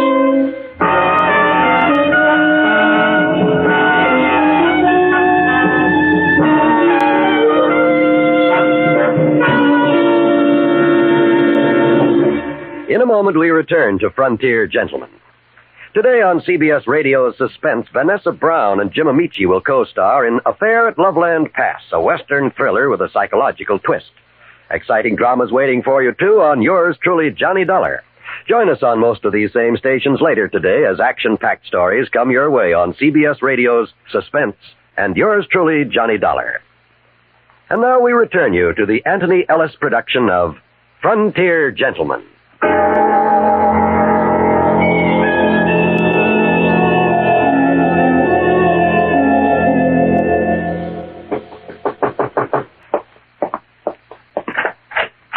I just heard. Who did it?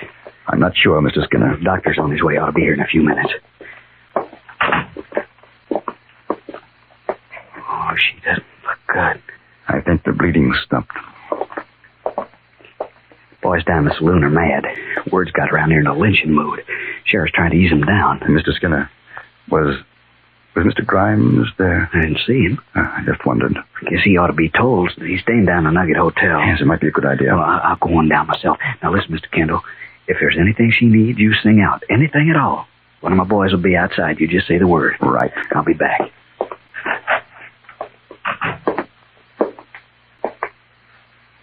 What a strange feeling. Miss Robinson, No pain at all. I've always thought there would be. the doctor's coming. I don't really mind, you know. Don't talk. Funny. I never believed him. He always threatened to do something like this. Dr. Todd, where's the wound, please? Oh, Kindly wait outside, sir. Yes.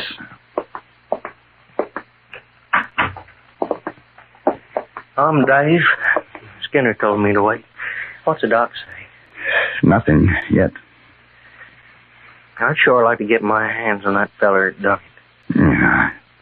I imagine a lot of us would. She's a lady. A fine lady. Not like them hurdy-gurdies around here. It don't matter. One of them stops a piece of lead. She real bad hurt? Pretty bad.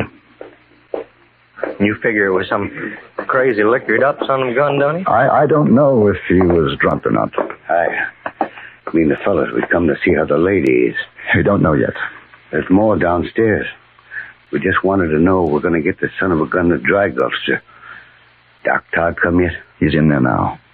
Well, you give him this. There's $300 of better gold dust than that. You tell Doc he pulls her through, he'll get another like it. The boys wanted to know they're with her. Sure do. I'll tell her. You do that. I got a couple of dollars. That goes for me, too. Give it to the doc. I will. I can't operate yet. She's lost too much blood. She gonna be all right, huh, Doc? Don't ask fool questions, boy. I'm not God. Right now, she's asleep. Well, you're Kendall, aren't you? Yes. Lucky for her you were around. If she'd lost any more blood, she'd be dead. Well, you might as well get some shut-eye. I'll stay with her.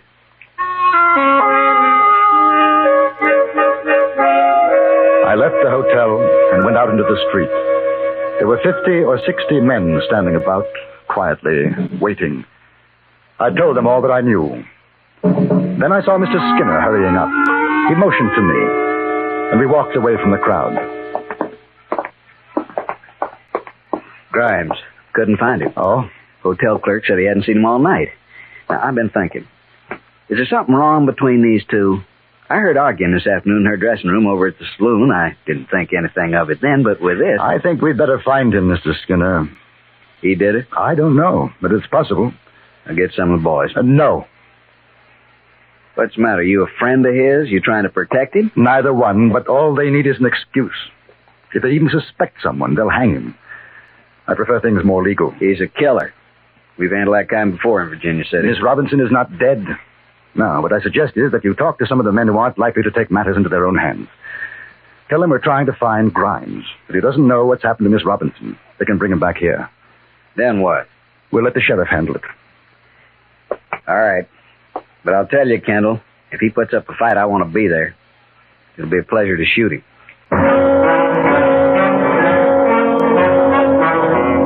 search began. At first, only a handful, picked by Skinner, knew what they were looking for. But the word spread, and with it, rumor. Grimes was the man. Grimes had done it. In an hour, every man who knew or cared about what had happened was a hunter. The quarry, innocent or guilty, was James Grimes. And it was obvious that if found, he'd have very little chance of standing trial. At about 3 o'clock in the morning, I returned to Miss Robinson's room. Any change, Doctor? No. They get the fellow that did it? Not yet. Makes you wonder, doesn't it? How come a man would want to kill a woman like this? She's the way I remember a woman should be. Why don't you get a cup of coffee, Doctor? I'll stay with her until you come back.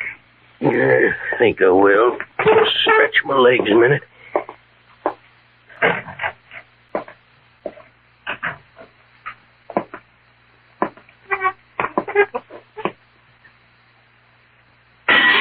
Turn around, Kendall. Don't move. You look a little worse for wear, Grimes. They're after me. They're trying to kill me. Any reason why they shouldn't? Is she dead? No. I warned her. I've been warning her what had happened. Put away the gun. And get myself killed? You'll be safer with me than the mob outside. You're the trouble, the reason for everything. It's been men like you everywhere we go. Every town she has to find someone. I warned her. I told her I wasn't going to stand it any longer. I heard a different reason. A different reason? What did she tell you? About her husband.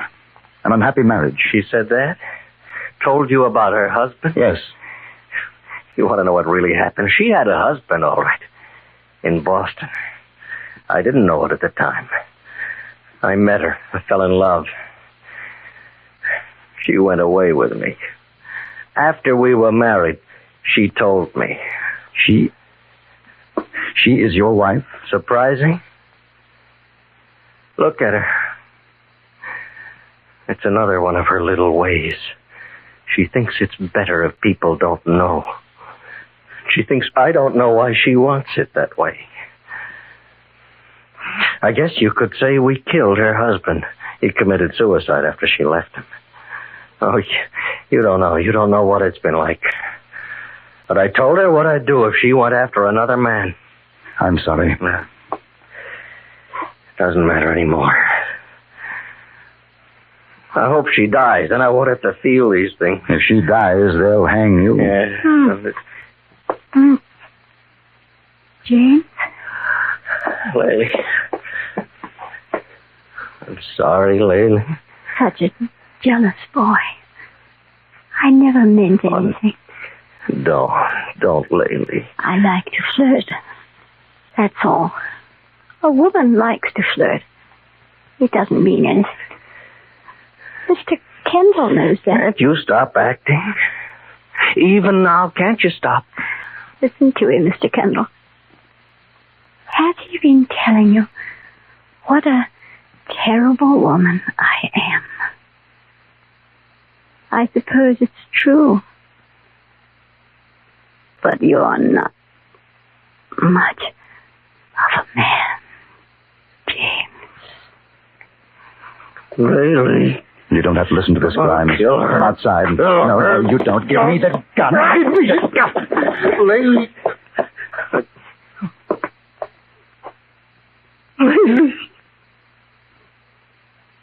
She's dead. Give me my gun. I can't. You'll get a trial. Perhaps they'll understand. There'll be no trial. Now, Grimes, come back. Grimes!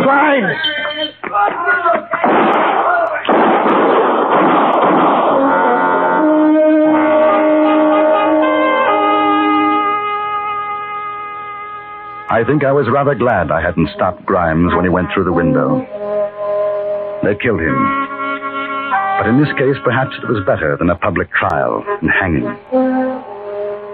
Miss Eulalia Robinson and James Grimes were buried side by side in Virginia City, Montana Territory.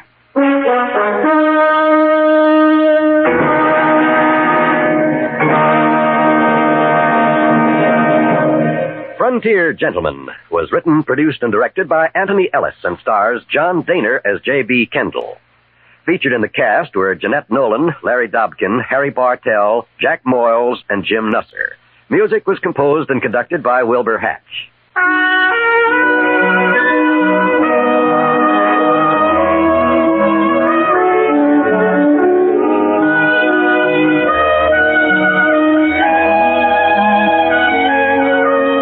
Now stay tuned for the Ford Road Show, to be followed by the CBS News over most of these same stations. Join us again next week for another report from the Frontier Gentleman.